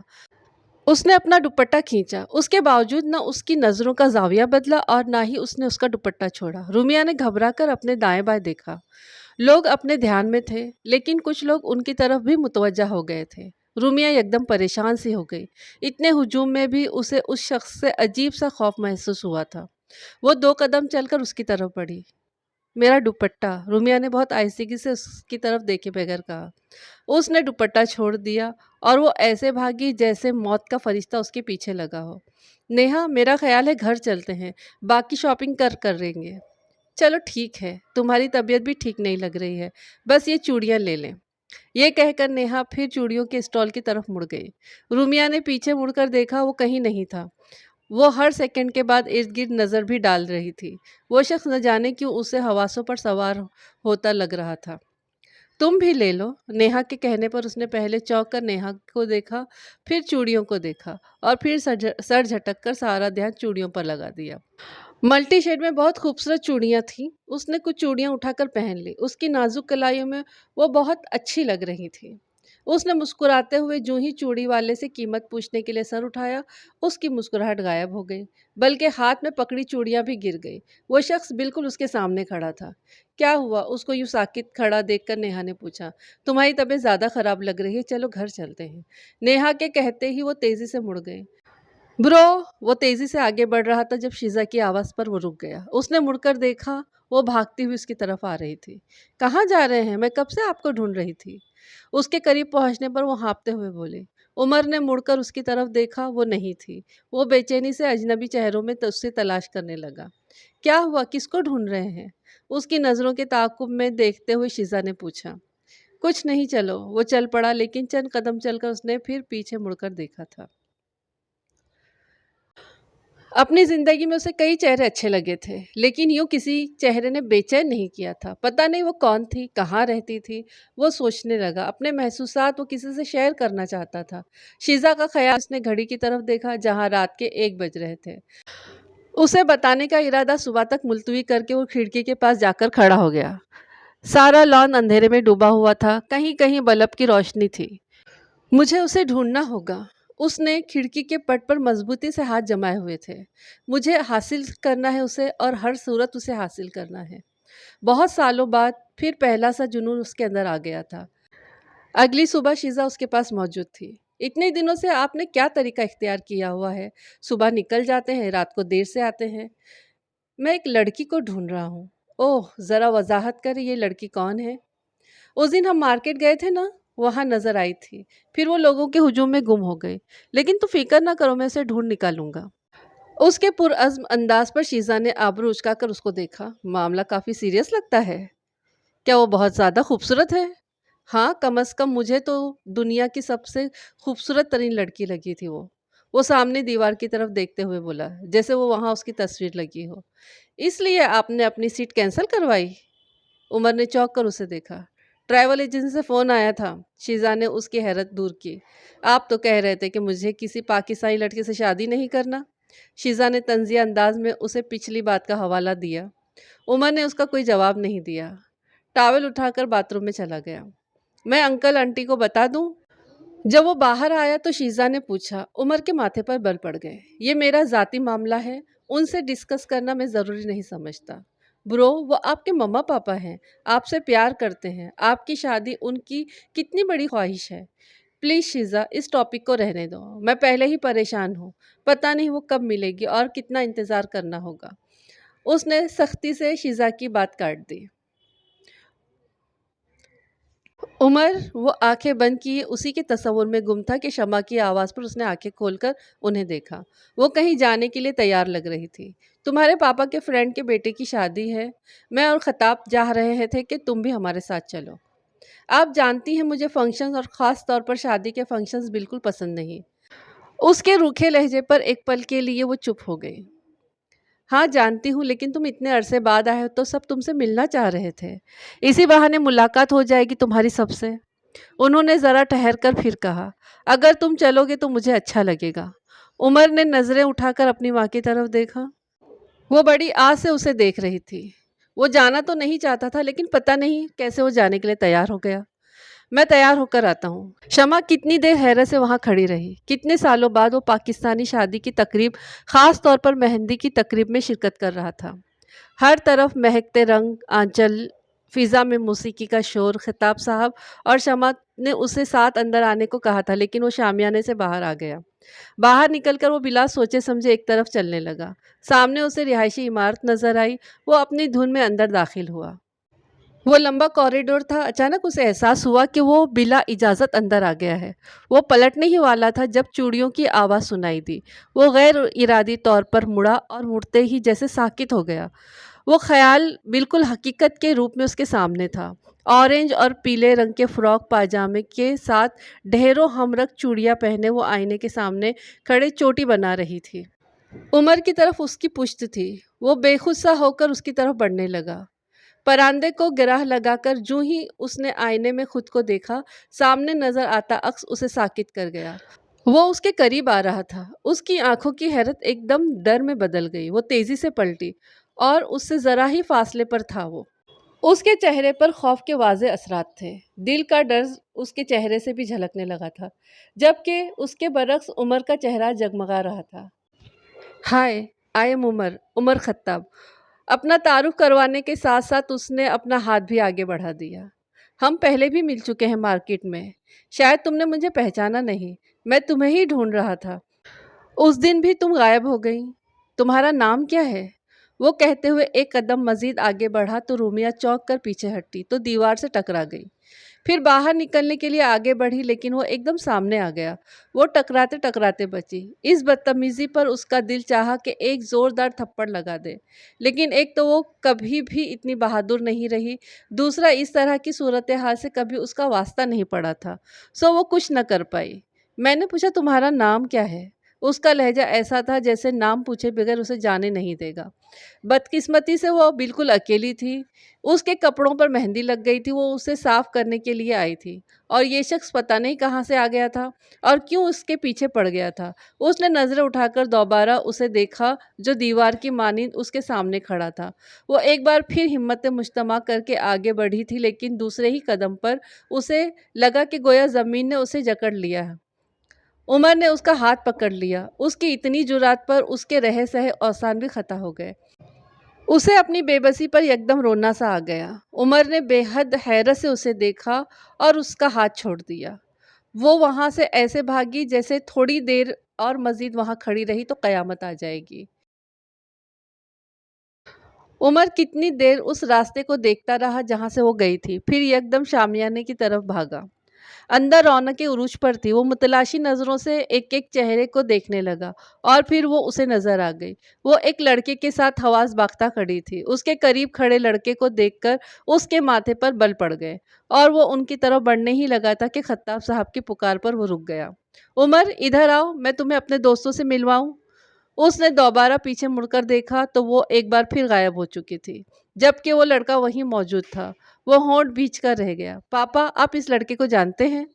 خطاب صاحب نے حیران ہو کر سامنے دیکھا۔ کچھ دیر تک دیکھنے کے بعد انہوں نے اسے پہچان لیا۔ ہاں، یہ ہماری کمپنی کے لیگل ایڈوائزر مقصود صاحب کا بیٹا ہے۔ پاپا، میں تھک گیا ہوں، گھر جانا چاہتا ہوں۔ کافی دیر تک وہ اسے دوبارہ نظر نہ آئی تو اس نے خطاب صاحب سے کہا۔ اب اس کے وہاں ٹھہرنے کا کوئی جواز نہیں رہا تھا۔ پاپا، میں مقصود صاحب کی بیٹی سے شادی کرنا چاہتا ہوں۔ آپ ان کے گھر جائیں میرا رشتہ لے کر۔ خطاب صاحب حیران ہو کر اسے دیکھنے لگے۔ لیکن بیٹا، کیا آپ ان لوگوں کو جانتے ہیں؟ جانتا تو نہیں ہوں، لیکن مجھے اسی لڑکی سے شادی کرنا ہے۔ اس سے پہلے خطاب کچھ کہتے شمع بول پڑی۔ ٹھیک ہے، ہم کل ہی ان کی طرف چلے جائیں گے۔ عمر نے بے ساختہ شمع کی طرف دیکھا اور مزید کوئی بات کیے بغیر وہاں سے اٹھ کر چلا گیا۔ اس کے جاتے ہی شمع خطاب صاحب کی طرف مڑی۔ خطاب، ہم بات پکی ہوتے ہی شادی بھی جلدی ہی کر دیں گے۔ ارے بابا، آرام سے، پہلے لڑکی تو دیکھ لو۔ خطاب صاحب نے ان کے جذباتی پن پر ہنس کر کہا۔ وہ جیسی بھی ہوگی مجھے پسند ہوگی۔ میرے لیے بس اتنا ہی کافی ہے کہ عمر شادی کے بعد یہیں رہنے لگے گا، ہمیں چھوڑ کر نہیں جائے گا۔ خطاب صاحب شمع کی کیفیت سمجھ سکتے تھے۔ کیا کہا انہوں نے پاپا؟ عمر نے بےتابی سے پوچھا۔ اگلے جمعہ کو منگنی کا کہہ دیا ہے، خطاب صاحب نے بتا دیا۔ تو کیا وہ مان گئے؟ عمر حیران ہوا۔ کیسے نہیں مانتے؟ میرا بیٹا لاکھوں میں ایک ہے، کوئی انکار کر سکتا ہے بھلا؟ اب کہ شمع نے جواب دیا، عمر مسکرا دیا۔ آپ کو اچھی لگی ماما؟ عمر نے قدرے جھجکتے ہوئے پوچھا۔ ہاں، اچھی ہے، شمع نے سادہ انداز میں جواب دیا۔ نام کیا ہے اس کا؟ عمر کا اگلا سوال تھا۔ شمع نے الجھ کر خطاب صاحب کو دیکھا کہ عمر نے لڑکی پسند کر لی مگر نام معلوم نہیں ہے۔ نیہا۔ نیہا، اس نے ہلکے سے دہرایا، پھر تھوڑی دیر کے بعد اٹھ کر چلا گیا۔ اس کے جانے کے بعد شمع اور خطاب دیر تک یہی سوچتے رہے کہ اس عام سی لڑکی میں عمر کو کیا نظر آیا، جبکہ وہ عمر میں بھی اس سے بڑی لگ رہی تھی۔ ان کے لیے بس اتنا ہی کافی تھا کہ عمر اب امریکہ واپس نہیں جائے گا، اور پھر اس کے مزاج کی تلخیاں بھی کم ہونے لگی تھی۔ ڈرائنگ روم میں سب کے درمیان عمر بھی بیٹھا ہوا تھا۔ چہرے پر خوشی کے رنگ بکھرے ہوئے تھے۔ شمع اور خطاب اپنے بیٹے کو خوش دیکھ کر مسرور تھے، اور مقصود صاحب اپنی بیٹی کے لیے اتنا اچھا رشتہ ملنے پر خوش تھے۔ عمر کی تو خیر پسند تھی، مگر خطاب صاحب نے بھی اسٹیٹس کا فرق نہیں دیکھا، نہ دونوں کی عمروں کا اور نہ ہی ہونے والی بہو کی عام صورت کی پرواہ کی۔ انہیں صرف اپنے بیٹے کی خوشی درکار تھی۔ سب ہلکی پھلکی باتوں میں مصروف تھے جب شازیہ نے شرجیل کو آواز دی۔ شرجیل، رومیہ سے کہو کولڈ ڈرنکس لے کر آ جائے۔ تھوڑی دیر بعد رومیہ خود ہی ٹرالی گھسیٹتی ہوئی اندر آئی۔ اس کے سلام کرنے پر سب کی نظریں اس کی طرف اٹھ گئی تھیں۔ گلاس تھام کر اس نے بڑے اشتیاق سے نیہا کے ہونے والے منگیتر کو دیکھا، لیکن اسے دیکھتے ہی دم بخود رہ گئی۔ ہاتھ میں پکڑا گلاس زمین پر گر کر کرسیوں میں تبدیل ہو گیا۔ عمر ایک دم کھڑا ہوا۔ اس کے کھڑے ہوتے ہی باقی سب بھی حیرت کے مارے کھڑے ہو گئے۔ عمر کے چہرے پر حیرت ہی حیرت بکھری ہوئی تھی۔ کیا ہوا رومیہ؟ شازیہ نے قریب آ کر تشویش سے اسے دیکھا تو اس نے تھوک نگل کر سر نفی میں ہلا دیا۔ شمع بہن، یہ رومیہ ہے، میری بھتیجی اور ہونے والی بہو۔ عمر کی نظر اسی پر ہی جمی ہوئی تھی۔ شازیہ کے تعارف کرانے پر اس کے قریب دھماکہ ہوا تھا۔ آپ کس لڑکی کو دیکھ کر گئی تھی؟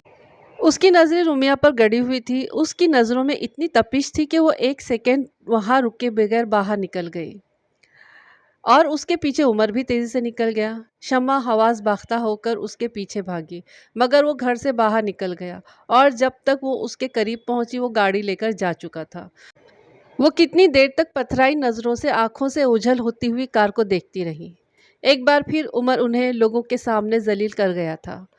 ان لوگوں سے معذرت کس طرح کی یہ الگ کہانی تھی۔ اصل فکر انہیں عمر کی تھی۔ سب کچھ اس کی مرضی سے ہو رہا تھا، پھر وہ کیوں اس طرح چلا گیا؟ سارا راستہ ان دونوں میاں بیوی نے مضطرب انداز میں طے کیا۔ گیراج میں عمر کی گاڑی دیکھ کر دونوں تقریباً بھاگتے ہوئے اندر داخل ہوئے۔ عمر کے کمرے کا دروازہ کھولتے ہی انہیں جھٹکا سا لگا۔ سارا کمرہ بکھرا پڑا تھا۔ دروازہ کھلنے پر عمر نے پلٹ کر دیکھا اور ہاتھ میں پکڑا کرسٹل کا گلدان دیوار پر دے مارا تھا۔ چلے جائیں آپ لوگ، میں کسی سے بات نہیں کرنا چاہتا۔ آپ لوگ ہمیشہ میرے لیے غلط فیصلے کرتے رہے ہیں، اب بھی غلط کیا ہے۔ میں ہی پاگل تھا جو آپ لوگوں پر بھروسہ کر لیا۔ اس نے کارپیٹ پر بکھرے ٹکڑوں کو لات مار کر مزید اور بکھیر دیا۔ خدا کے لیے عمر، صاف بات کرو، میری کچھ سمجھ میں نہیں آ رہا۔ شمع روحان سی ہو گئی۔ جس لڑکی کا میں نے کہا تھا اس کا نام رومیہ ہے، لیکن وہ تو ان کی ہونے والی بہو ہے، شمع نے حیرت سے کہا۔ میں کچھ نہیں جانتا وہ کس کی کیا ہے، میں صرف اتنا جانتا ہوں کہ اگر وہ مجھے نہ ملی تو میں خود کو مار ڈالوں گا یا پھر اسے۔ شمع کے آنسو ایک دم ٹھٹر گئے۔ کئی سال پہلے کا منظر ان کی آنکھوں کے سامنے گھوم گیا تھا۔ خون میں لت پت وہ پپی۔ انہوں نے عمر کی طرف دیکھا، اس کا چہرہ کتنا اجنبی لگ رہا تھا، اور وہ جو ایک امید جاگی تھی ہمیشہ عمر ان کے ساتھ رہے گا، ختم ہونے لگی تھی۔ عمر، تمہیں اس لڑکی سے شادی کرنا ہے نا؟ میں کرواؤں گی۔ شمع کے کہنے پر عمر کے ساتھ خطاب صاحب نے بھی چونک کر انہیں دیکھا۔ شمع، خطاب صاحب نے انہیں ٹوکنا چاہا، مگر وہ عمر کی طرف بڑھی اور اس کے مقابل جا کر کھڑی ہو گئی۔ تم نے اس لڑکی سے شادی کرنا ہے نا؟ میں کرواؤں گی۔ شمع نے اپنی بات پھر دہرائی، لیکن تم مجھ سے ایک وعدہ کرو، تم ہمیں چھوڑ کر نہیں جاؤ گے۔ شمع نے آنسو بھری نظروں سے اسے دیکھا تو وہ ان کے گلے لگ گیا۔ I love you mama, I love you very much. کتنے سالوں بعد وہ یوں بے اختیار ہو کر ان کے گلے لگا تھا۔ اس ایک پیار بھرے لمس کے لیے شمع کچھ بھی کرنے کے لیے تیار تھی، جبکہ ان سے کچھ فاصلے پر کھڑے خطاب صاحب بری طرح الجھ گئے تھے۔ اگلے ہی دن وہ نیرا کے سامنے بیٹھی تھی۔ دیکھیے، میں ابھی تو کچھ نہیں کہہ سکتی، رومیہ کے ابو آئیں گے تو میں ان سے بات کر کے ہی آپ کو جواب دے سکوں گی۔ ٹھیک ہے، ہمیں آپ کی ہاں کا انتظار رہے گا، شمع نے پر یقین انداز میں کہا۔ ساری بات سن کر پرویز صاحب نے انہیں ایسے دیکھا جیسے ان کا دماغ خراب ہو گیا ہو۔ تم حواسوں میں تو ہو؟ ایسا سوچا بھی کیسے تم نے؟ پرویز صاحب کے غسیلے انداز پر نیرا کے ماتھے پر بل پڑ گئے۔ میں حواسوں میں ہی ہوں، اسی لیے ایسی باتیں کر رہی ہوں۔ میں آپ کی طرح اپنی بیٹی کی دشمن نہیں ہوں۔ ایسے رشتے کو ٹھکرانا کفران نعمت ہوتا ہے۔ ایک تو اکلوتا ہی بیٹا ہے ان کا، صاحب جائیداد ہے، خوبصورت پڑھا لکھا خاندانی، اور تمہیں ہو کیا گیا ہے نیرا؟ رومیہ کی منگنی ہو چکی ہے شرجیل کے ساتھ، کیا تمہیں یہ یاد کروانا ہوگا؟ وہ رشتہ نیہا کے لیے آیا تھا، پتہ ہے نا تمہیں؟ میری بہن کو کتنا صدمہ ہوا ہے ان لوگوں کی اس حرکت پر۔ یاد رکھو، میں ایسا کوئی کام نہیں کروں گا جس سے میری بہن ناراض ہو۔ وہ اگر آ بھی گئی تھی تو تمہیں ان سے معذرت کر لینا چاہیے تھی۔ وہ بہت اصرار کر رہی تھی، 50 تولے سونا، گھر، حق مہر میں، اور اس کے علاوہ جو ہم چاہیں، اتنا کچھ وہ رومیہ کے نام پر کرنے کو تیار تھی۔ پھر بھی میں معذرت کر لیتی۔ ہاں پھر بھی، پرویز صاحب نے دو ٹوک انداز میں کہا۔ تو پھر ٹھیک ہے، اپنی بہن سے کہیں کہ جتنا مسز خطاب دے رہی ہیں وہ بھی اتنا ہی سونا، اتنا بینک بیلنس رومیہ کے نام کر دے۔ میں انہیں منع کر دوں گی۔ ان کے چیلنج والے انداز پر پرویز صاحب نے اپنا سر دونوں ہاتھوں سے تھام لیا۔ باہر دروازے کے باہر کھڑی رومیہ کا وجود زلزلوں کے زد میں آ گیا تھا۔ وہ برتن دھوتے ہوئے شرجیل کے بارے میں ہی سوچ رہی تھی۔ کافی دن سے اس کا کوئی فون نہیں آیا تھا۔ ڈور بیل پر وہ تیزی سے دروازے کی طرف بڑھی۔ باہر کوریئر والا کھڑا تھا۔ آپ کے لیے پارسل ہے اور بُکے ہے، یہاں سائن کر دیں۔ رومیہ نے حیرت سے ان دونوں چیزوں کو دیکھا۔ گلاب کے پھول کا بہت خوبصورت بُکے تھا۔ کمرے میں آ کر اس نے ڈریسنگ ٹیبل کے قریب رکھے گلدان میں اسے سجا دیا۔ और बड़े इश्तियाक से पार्सल खोला। उसमें सफ़ेद रंग का एक सूट था। उसकी मुस्कुराहट कुछ हल्की हो गई। उसने पार्सल को उलट पलट कर देखा, किसी का नाम नहीं था। फ़ोन की घंटी पर वो तेज़ी से खड़ी हुई। हेलो, कैसी हो रूमी? वो हैरान हुई, इस नाम से आज तक उसे किसी ने नहीं पुकारा था, और वो भी मर्दाना आवाज़। मैं तुम्हें सस्पेंस में नहीं डालूंगा, उमर बात कर रहा हूँ। रुमिया अपनी जगह सुन होकर रह गई। फ़ोन बंद मत करना प्लीज़, मैं तुम्हारे घर के बाहर ही खड़ा हूँ और जानता हूँ घर में कोई नहीं है। अगर तुमने मुझसे बात नहीं की तो मजबूरन मुझे अंदर आना होगा। वो इसकी बाखबरी पर शदीद हैरान हुई। फूल मिले तुम्हें? रुमिया ने मुड़कर गुलदान में सजे फूलों को देखा। और सूट देखा तुमने?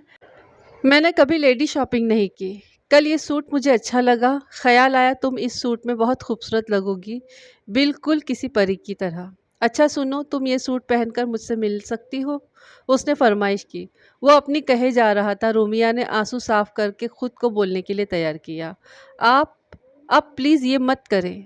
मैं अपने कज़िन से इंगेज्ड हूँ और अपने मंगेतर को पसंद भी करती हूँ। मैं उसके अलावा किसी और से शादी नहीं करना चाहती।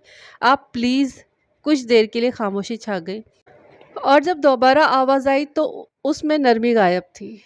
अपने बारे में एक बात बता दूं, मुझे जब कोई चीज़ पसंद आ जाती है तो जब तक मैं उसे हासिल नहीं कर लेता चैन से नहीं बैठता। और तुम मेरी ज़िंदगी की सबसे बड़ी ख्वाहिश बन गई हो। आज तो तुमने कह दिया कि तुम अपने मंगेतर को पसंद करती हो, लेकिन आइंदा ऐसी गलती ना करना, अंडरस्टैंड? साथ ही फ़ोन बंद हो गया। फ़ोन रखकर उसने दीवार से टेक लगा ली। उसके आंसू बड़ी रवानी से बह रहे थे। कुछ देर वो फूलों पर नजरें टिकाई खड़ी रही। अगले ही पल उसने जारहाना अंदाज में फूलों को नोचकर पत्तियों में बिखेर दिया था। वो दोनों आमने सामने बैठे थे। रूमिया के आंसू बड़ी तेजी से बह रहे थे, जबकि शर्जील के माथे पर बल पड़ रहे थे। कब से हो रहा है ये सब? शर्जील को अपनी ही आवाज़ अजनबी लगी थी। 2 हफ्ते हो गए हैं वो मुसलसल फूल भेज रहा है। शर्जील, मैं अजीब अजाब में फंस गई हूँ। बहुत डर लग रहा है मुझे। आज भी बहुत मुश्किल से बाहर आई हूँ। मुझे मुमानी से ऐसी उम्मीद न थी। सब कुछ जानते हुए उन्होंने इन लोगों की हौसला अफजाई की। रुपए पैसे के लालच में उन्होंने ख़ानदानी रिश्ते दांव पर लगा दिए। मैं सोच भी नहीं सकता था कि मुमानी की सोच इतनी सतही होगी। उसके लहजे में इतनी तलखी और करवाहट थी कि रूमिया सर झुकाकर रह गई। कसूर तुम्हारा भी है। तुम्हारी कोई कमज़ोरी होगी जो वो उमर खत्ताब इस हद तक पहुंचा है। पहली दफ़ा ही अगर तुम्हें थप्पड़ लगा दिया होता तो ये सब नहीं होता। शर्जील, आप भी मुझ पर शक कर रहे हैं। आपको अच्छी तरह मालूम है कि मैं आपके अलावा न मैंने कभी दौलत को अहमियत दी, और जहाँ तक थप्पड़ मारने वाली बात है, मैं ऐसा नहीं कर सकती थी। पता नहीं क्यों मुझे उससे बहुत खौफ आता है। वो रो पड़ी। अच्छा अच्छा, अब रोना बंद करो, ठीक हो जाएगा सब कुछ। चलो तुम्हें घर छोड़ दूँ। वो चेहरा साफ करके खड़ी हो गई। शर्जील के पीछे बाइक पर बैठते हुए उसे अजीब सा एहसास हुआ था। उसने चौंक कर अपने इर्द गिर्द का जायजा लिया, लेकिन उसे ऐसा कुछ नजर नहीं आया जो अजीब हो। वो सर झटक कर रह गई। शर्जील ने मंगनी की अंगूठी वापस कर दी थी। रो रो कर उसका बुरा हाल हो गया था। वो कितनी दफ़ा उसे फ़ोन कर चुकी थी, मगर फ़ोन मुसलसल बंद मिल रहा था। पता नहीं किस उम्मीद पर उसने दोबारा नंबर मिलाया तो बेल जाने लगी। आखिरी बेल पर उसने फ़ोन उठाया। उसकी आवाज़ सुनते ही बोली, क्यों किया आपने ऐसा? जवाबन शर्जील ने गहरा सांस लिया। वो शख्स पागल है रूमी। उसने मुझे धमकी दी है कि अगर मैं तुम्हारे आसपास भी नज़र आया तो वो मुझे मार देगा। रूमिया ने होठ भींच लिए। और आप डर गए? बस आपकी नज़र में मेरी इतनी ही अहमियत है? शर्जील ने उसकी बात का फ़ौरन कोई जवाब नहीं दिया। फिर ठहर कर बोला, मुझे दुबई में जॉब मिल गई है। शर्जील ने उसकी बात का कोई जवाब नहीं दिया था। रूमिया ने फ़ोन बंद कर दिया। अब सुनने को कुछ नहीं बचा था। उसकी नज़रें भटकती हुई बेड के कोने पर जाकर रुकी, जहाँ ताज़ा गुलाब के फूल थे। बारिश हो या तूफ़ान, वो फूल भेजना नहीं भूलता था। उसकी नज़रें फूलों पर जम सी गई थी। रूमिया, देखो बेटा, तुमसे कौन मिलने आया है? नैयरा की आवाज़ पर वो उठकर बैठ गई। किसी अपने के होने की आस में उसने दरवाजे की तरफ देखा, लेकिन दरवाजे में खड़ी शमा को देखकर उसकी आंखों की जोत मान पड़ गई थी। शमा ने गौर से उसका मुरझाया हुआ चेहरा देखा और उसे उसके करीब आकर बैठ गई। तुम्हारी अम्मी ने बताया था कि तुम्हारी तबीयत ख़राब है। मैंने सोचा चलो अपनी बेटी का हाल अहवाल ही पूछ लूँ। उन्होंने मुस्कुराकर उसके हाथ पर अपना हाथ रखा। मैं पहले भी कई बार आ चुकी हूँ, लेकिन तुम्हारी अम्मी और पापा ने अब हाँ की है, और अब मैं तुम्हारी इजाज़त लेने आई हूँ। बेटा मुझे खाली हाथ ना लौटाना। उमर हमारा इकलौता बेटा है, हमने बहुत साल उसके बगैर गुजारे हैं। अब इतने सालों बाद वो हमारे पास आया है। अब की बार रुमिया ने नज़रें उठाकर उन्हें देखा। बेटा अगर तुमने उससे शादी ना की तो फिर वो हमें वापस से छोड़कर चला जाएगा। आखिर में उनकी आवाज़ भर्रा गई थी। रुमिया इसी तरह बगैर किसी जुम्बिश के उन्हें देखती रही। उमर तुमसे बहुत मोहब्बत करता है, उन्होंने उसके गाल को छूकर कहा। लेकिन मैं उससे नफरत करती हूँ। उसके कहने पर शमा ने हैरत से उसे देखा। जी हाँ, मैं आपके बेटे से शदीद नफरत करती हूँ। क्या समझते हैं आप लोग? आपके पास दौलत है तो आप सब कुछ खरीद सकते हैं, किसी की भी ज़िंदगी, किसी की भी मोहब्बत। आपको मालूम था ना मैं अपने कज़न से मंसूब हूँ, फिर क्यों आई आप हमारे घर? और आपका वो शिद्दत पसंद बेटा, क्या किया उसने? मेरे कज़न का अगवा कर लिया, गन पॉइंट पर उसे मजबूर किया कि मुझे छोड़ दे। शमा के चेहरे पर एक रंग आ रहा था और एक जा रहा था। वो उसे धमकी देकर मजबूर कर सकता है, मुझे नहीं। वो अपनी दौलत से मेरी मोहब्बत नहीं खरीद सकता। उसके अल्फाज की तरह उसका लहजा भी सख्त था। शमा ने परेशानी से उसे देखा। ऐसा मत कहो बेटा। उनका लहजा मुल्तजी हो गया। मैं मानती हूँ उसने गलत किया, लेकिन जो भी किया वो तुम्हारे ही मोहब्बत में किया। मुझ पर तरस खाओ बेटा, मेरी ममता की खातिर हाँ कर दो। हम सब तुम्हें बहुत मोहब्बत देंगे, सर आंखों पर बिठा कर रखेंगे, प्लीज़ बेटा। उन्होंने उसके आगे हाथ जोड़ दिए, लेकिन वो उस वक्त बिल्कुल बदलिहाज हो गई थी।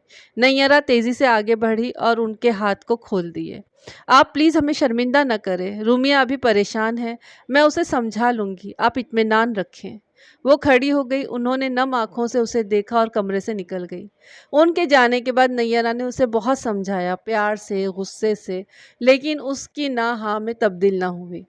इस बात को एक हफ्ता गुजर गया था। फूलों का सिलसिला उसके इनकार के बाद भी जारी था। आज वो काफ़ी दिनों बाद कॉलेज गई थी। कॉलेज में भी उसकी तबीयत उकताई हुई रही। वापसी में वो मरे मरे कदमों से बस स्टॉप की तरफ जा रही थी कि एक गाड़ी बिल्कुल उसके करीब आकर रुकी। उसने ज़रा सा सर घुमाकर देखा और अगले ही लम्हे वो ठिठक कर रुक गई। वो अपनी तरफ का दरवाज़ा खोलकर बाहर निकला और घूमकर उसके पास आकर खड़ा हो गया। गुस्से की लहर उसके पूरे वजूद में दौड़ गई। आज पहली बार उसे खौफ के बजाय गुस्सा आया। तुम मुझसे शादी क्यों नहीं करना चाहती? गुस्से में भरा उमर उसके सामने था। रुमिया ने नज़रें उठाकर उसका चेहरा देखा।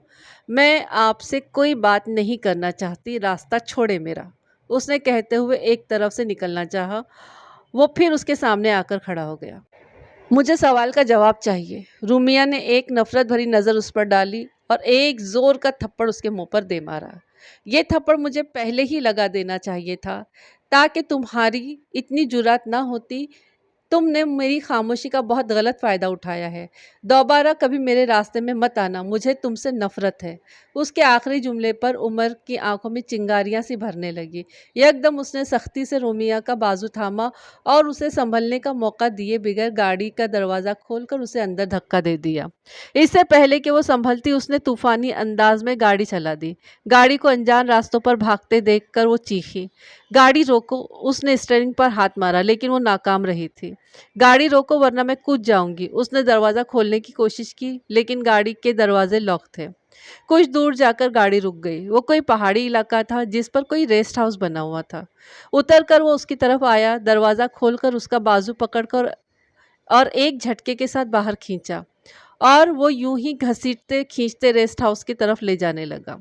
अंदर पहुंचकर उसने उसका बाजू छोड़ दिया और दरवाज़ा लॉक करके उसकी तरफ मुड़ा। तुम शायद जानती नहीं हो, आज तक कभी मुझ पर किसी ने हाथ नहीं उठाया। तुम्हारी जगह अगर कोई और होता तो मैं उसका हाथ तोड़ देता, लेकिन तुम। वो इश्तियाल से बोला, फिर 2 कदम चलकर उसके सामने आकर खड़ा हो गया। मैं तुमसे मोहब्बत करता हूँ, तुमसे शादी करना चाहता हूँ, क्या मसला है इसमें? उसको करीब आते देखकर वो फिर घबरा गई, मगर फिर हिम्मत करके बोली, आपको क्या लगता है आपकी इस हरकत से मैं डर जाऊंगी? खौफ और लालच से जिस तरह आपने मेरे कज़िन को मुझसे दूर कर दिया, क्या समझते हैं कि इन चीज़ों से मुझे भी काबू कर लेंगे? हरगिज़ नहीं। मैं कभी आपकी बात नहीं मानूंगी। बेशक आप मुझे जान से मार दें, मैं हरगिज़ आपसे शादी नहीं करूंगी, और अगर आपने कोई और हरकत करने की कोशिश की तो मैं अपनी जान खुद भी ले सकती हूँ। आप इस काबिल ही नहीं हैं कि आपसे मोहब्बत की जाए। रुमिया की बात पर उमर ने दोनों बाजुओं से उसे थाम लिया। रुमिया के चेहरे का रंग उड़ गया। میں تمہیں یہاں لے کر آیا ہوں تو تمہیں کیا لگتا ہے میرا کوئی غلط ارادہ ہے؟ وہ اس کی آنکھوں میں دیکھتے ہوئے بولا، تم میرے لیے بہت قابل احترام ہو، میں تم پر کوئی بری نظر برداشت نہیں کر سکتا ہوں تو خود کس طرح تمہارے ساتھ برا کر سکتا ہوں؟ رومیہ نے کوئی جواب نہیں دیا۔ وہ اسے بازو سے پکڑے پیچھے ڈھکیلنے لگا، یہاں تک کہ وہ پیچھے رکھے صوفے سے ٹکرا کر اس پر گر گئی، پھر خود گھٹنوں کے بل اس کے سامنے بیٹھ گیا۔ تم مجھ سے شادی کر لو رومی، وہ اس کے قدموں میں بیٹھ کر التجا کر رہا تھا۔ میں تمہیں بہت خوش رکھوں گا رومی، دنیا کی ہر خوشی دوں گا، جو تم کہو، جیسے تم کہو، میں سب کچھ تمہارے لیے کرنے کے لیے تیار ہوں۔ وہ تھوڑی دیر تک یوں ہی بیٹھا رہا، پھر کھڑکی کے پاس جا کر کھڑا ہو گیا۔ میں نے زندگی میں جس چیز کی خواہش کی ہے اس کو حاصل کیا ہے، لیکن تم چیز نہیں ہو، میری زندگی کی سب سے بڑی خوشی ہو۔ میں تمہیں حاصل نہیں کرنا چاہتا بلکہ پانا چاہتا ہوں۔ میں تم سے بہت محبت کرتا ہوں۔ رومیہ اٹھ کر اس سے کچھ فاصلے پر جا کر کھڑی ہو گئی۔ کتنی محبت کرتے ہیں آپ مجھ سے؟ عمر نے چونک کر پیچھے دیکھا، خود سے بھی زیادہ۔ کیا کر سکتے ہیں آپ میرے لیے؟ سب کچھ جو تم کہو۔ رومیہ کے چہرے پر عجیب سی مسکراہٹ نمودار ہوئی۔ اس نے کھڑکی سے باہر دیکھا، یہ پہاڑی دیکھ رہے ہیں؟ اس سے کود جائیں۔ رومیہ نے بڑے غور سے اس کا چہرہ دیکھا۔ وہ تھوڑی دیر تک یوں ہی اسے دیکھتا رہا جیسے اسے اپنی نظروں میں محفوظ کر رہا ہو، پھر دروازہ کھول کر باہر نکل گیا۔ وہ کئی راتوں تک سو نہیں سکی تھی۔ جیسے ہی آنکھ بند کرتی اس کا چہرہ سامنے آ جاتا، آنکھیں کھولتی تو ہر جگہ وہی کھڑا نظر آتا۔ سارا دن چپ بیٹھی رہتی، کبھی رونے لگتی، کبھی متوحش ہو کر چلانے لگتی۔ نیرہ اور پرویز صاحب رومیہ کی اس حالت سے بہت پریشان تھے۔ انہیں لگتا تھا ان کی بیٹی کو کسی کی نظر لگ گئی ہے، خوشیاں روٹتی جا رہی ہیں، لیکن قدرت کے آگے کسی کا زور نہیں چلتا۔ عمر مر گیا تھا اور اس سے خون میں لت پت بے حس وہ حرکت دیکھ کر خطاب صاحب کے دل کی دھڑکن بند ہو چکی تھی۔ شمع امریکہ شفٹ ہو گئی۔ پرویز صاحب رومیہ کو لے کر تعزیت کے لیے گئے تھے، مگر سردارہ نے ان سے اچھا سلوک نہیں کیا۔ سردارہ نے رومیہ کو عمر کی قاتل کہا تھا۔ وہ اپنے آپ میں ہی نہیں تھی۔ رومیہ کو اس نے دل کھول کر بددعائیں دی تھی۔ اس کی وجہ سے ان کے گھر کی خوشیاں اجڑ گئی تھی۔ 4 سال گزر گئے تھے، وہ سنبھل ضرور گئی تھی مگر بھولی ہرگز نہیں تھی۔ شرجیل بھی دبئی سے لوٹ آیا تھا اور رومیہ سے شادی کا خواہاں تھا، مگر رومیہ نے صاف انکار کر دیا تھا کہ اب اس کی زندگی میں شرجیل کے لیے کوئی جگہ نہیں رہی۔ پرویز صاحب اور نیرہ سمیت خود شرجیل نے بھی اسے راضی کرنے کی بہت کوشش کی تھی، مگر ہر بار اس نے سختی سے منع کر دیا تھا۔ آئندہ اس موضوع کو چھیڑنے سے بھی سختی سے منع کر دیا تھا۔ اس کے دل میں شرجیل جیسے لالچی اور بزدل انسان کی کوئی جگہ نہیں تھی۔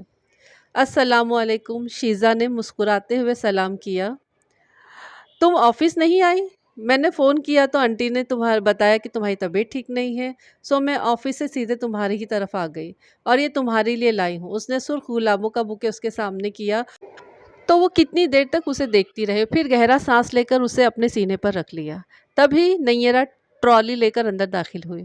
بیٹا تم دوست ہو اس کی، سمجھاؤ اسے اب شادی کر لے۔ ہماری تو یہ سنتی نہیں، ماں باپ ساری عمر تو ساتھ نہیں رہتے، اتنا اچھا رشتہ گھر میں موجود ہے، اس کی پھپھو کا بیٹا۔ امی پلیز، رومیہ نے اس کی بات کاٹی۔ نیرہ گہرا سانس لے کر باہر نکل گئی۔ شیزا اسے دیکھنے لگی۔ تم کیوں کر رہی ہو ایسا؟ کیا تم کسی کو پسند کرتی ہو؟ رومیہ نے گہرا سانس لیا جیسے کوئی بوجھ سینے سے اتارنا چاہتی ہو۔ شیزا اور رومیہ 3 سال سے ایک ساتھ جاب کر رہی تھی، دونوں میں بہت بے تکلفی تھی۔ شیزا بہت مخلص دوست تھی، سو رومیہ نے آج اسے سب کچھ بتانے کا فیصلہ کر لیا۔ شیزا، تم نے کبھی کسی سے نفرت کی ہے؟ نہیں، شیزا نے حیرت سے اسے دیکھا۔ میں نے کی ہے اور انتہا کی ہے، اور جانتی ہو نفرت کی انتہا کیا ہوتی ہے؟ شیزا ایک ٹک اس کا چہرہ دیکھ رہی تھی۔ نفرت کی انتہا محبت ہوتی ہے۔ میں نے جس شخص سے نفرت کی مجھے اسی سے محبت ہو گئی، بے حد محبت، لیکن اس وقت جب وہ نہیں رہا۔ کیا مطلب؟ بہت غور سے سنتی شیزا نے حیرت سے پوچھا۔ وہ اس دنیا میں نہیں رہا اب۔ شیزا اپنی جگہ سے اچھل پڑی۔ ایک شخص جو مر چکا ہے، تم اس کے لیے اپنی زندگی برباد کر رہی ہو؟ شیزا اسے یوں دیکھ رہی تھی جیسے اس کی دماغی حالت پر شک ہو۔ میں جان بوجھ کر ایسا نہیں کر رہی شیزا، وہ شخص بہت عجیب تھا، ایک جنون دیکھا ہے میں نے اس کی آنکھوں میں، اور مجھے لگتا ہے جیسے مرتے مرتے وہ اپنا جنون میرے اندر منتقل کر گیا ہے۔ میں نے اس کی محبت کی ناقدری کی ہے، مگر اب میں ساری زندگی اس کی محبت کے نام پر گزارنا چاہتی ہوں۔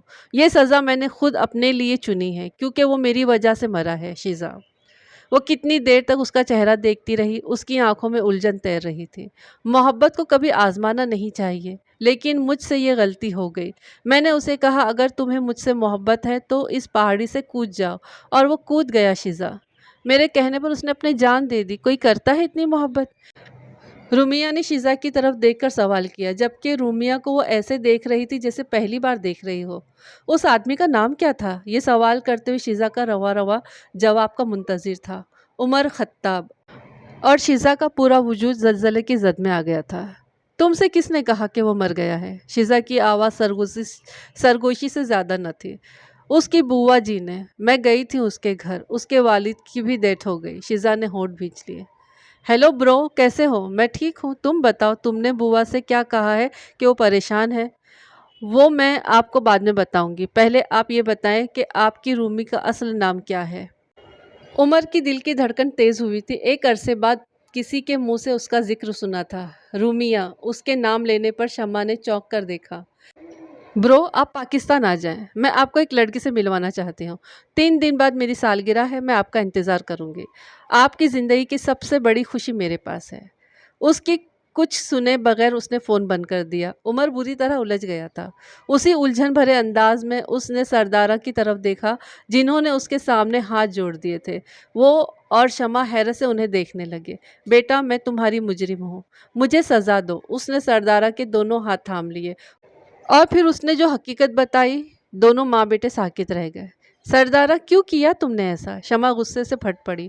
میری سمجھ میں نہیں آ رہا تھا بھابھی، بابا کومے میں تھے، آپ کو اپنا ہوش نہیں تھا، خطاب بھائی اس دنیا میں نہیں تھے، ڈاکٹرز نے جواب دے دیا تھا کہ پتہ نہیں کب ان کو ہوش آئے گا۔ مجھے یہ ڈر لگا کہ لڑکی دوبارہ اگر سامنے آئی اور پھر شادی کے لیے نہ مانی تو پتہ نہیں بابا پھر کیا کر دیں۔ اسی لیے میں نے بابا سے کہہ دیا کہ وہ اس دنیا میں نہیں رہی، کہ نہ وہ ہوگی نہ بابا کو الٹی سیدھی حرکتیں کرنے کا ہوش ہوگا، اور اس سے بھی کہہ دیا کہ بابا مر گئے ہیں۔ میں نے آپ دونوں کی بہتری کے لیے ایسا کیا تھا، میں نہیں جانتی تھی کہ وہ لڑکی بھی بابا سے محبت۔ عمر، میرے بچے، مجھے معاف کر دو۔ سردارہ نے ایک بار پھر عمر کے آگے ہاتھ جوڑ دیے۔ پلیز شیزا یار، میرا بالکل موڈ نہیں ہے۔ تمہارے موڈ کی تو ایسی کی تیسی۔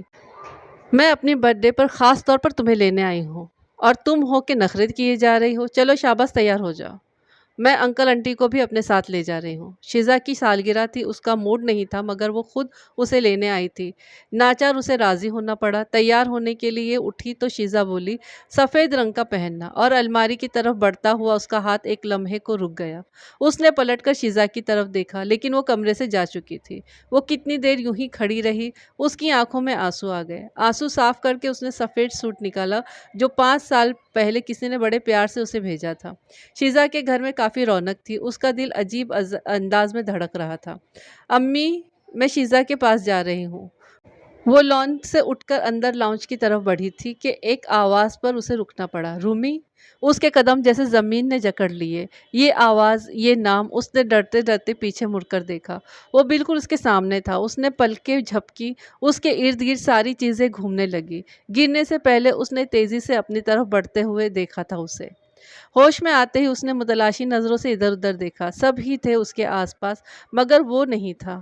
اس کے اچانک بے ہوش ہو جانے پر سب پریشان ہو گئے تھے، مگر اب سب نے اطمینان کا سانس لیا۔ وہ شیزا کے کمرے میں تھی۔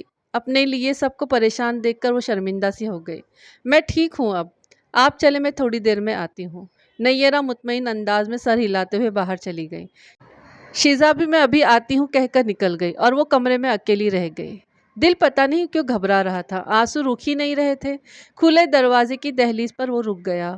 وہ اس کے بالکل سامنے بیڈ پر سر جھکائے بیٹھی تھی۔ آہٹ پر اس نے سر اٹھا کر دیکھا اور اس پر نظر پڑتے ہی تیزی سے کھڑی ہو گئی۔ آنسوؤں سے سامنے کا منظر دھندلا گیا۔ وہ آہستہ سے چلتا ہوا اس کے بالکل قریب آ کر کھڑا ہو گیا۔ وہ سن سی کھڑی تھی۔ عمر نے اس کی تھوڑی کو انگلی سے اٹھا کر چہرہ اونچا کیا اور بہت نرمی سے اس کے آنسو صاف کیے۔ تم میرے سامنے ہو، پھر بھی مجھے یقین نہیں آ رہا، آپ مجھے چھوڑ کر کیوں چلے گئے تھے؟ عمر ابھی تک سانس روکے کھڑا تھا۔ رومیہ کی بات پر اس نے رومیہ کو اپنے بازوؤں کے گھیرے میں لے لیا۔ میں تمہیں چھوڑ کر کیسے جا سکتا تھا؟ میں کوما میں چلا گیا تھا، اور جب ہوش آیا تو بوا نے کہا کہ تم۔ رومیہ، میں بالکل ٹوٹ گیا تھا۔ اس وقت مجھے لگا جیسے مجھے اپنی ماں باپ کی نافرمانی کی سزا ملی ہے، مگر شاید قدرت کو مجھ پر رحم آ گیا اور تم مجھے دوبارہ مل گئی۔ رومیہ نے اس کے سینے سے سر اٹھا کر اس کو دیکھا۔ اب آپ مجھے چھوڑ کر تو نہیں جائیں گے نا؟ عمر اس کی آنکھوں میں چھپے ڈر کو دیکھ کر مسکرایا۔ بالکل نہیں، ہرگز نہیں، کبھی نہیں۔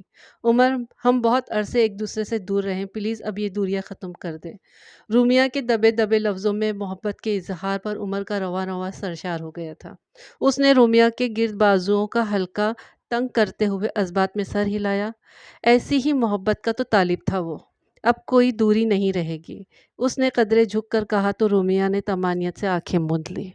بس اتنی تھی کہانی ہماری۔ آپ لوگوں کو ضرور پسند آئے گی۔ تھوڑا سا ڈسٹربنس ہو گیا ایک دم لاسٹ میں، تو ہو جاتا ہے جب ہم کسی چیز پر زیادہ کانسنٹریٹ کرتے ہیں اس میں زیادہ ڈسٹربنس آتا ہے۔ تو آپ لوگوں کو بالکل پسند آئے گی۔ لائک کریے، شیئر کریے، کمنٹس کریے، مجھے دعاؤں میں یاد رکھیں۔ ملتے ہیں اگلی کہانی کے ساتھ میں، اگلے ناول کے ساتھ میں۔ تب تک کے لیے السلام علیکم، اللہ حافظ۔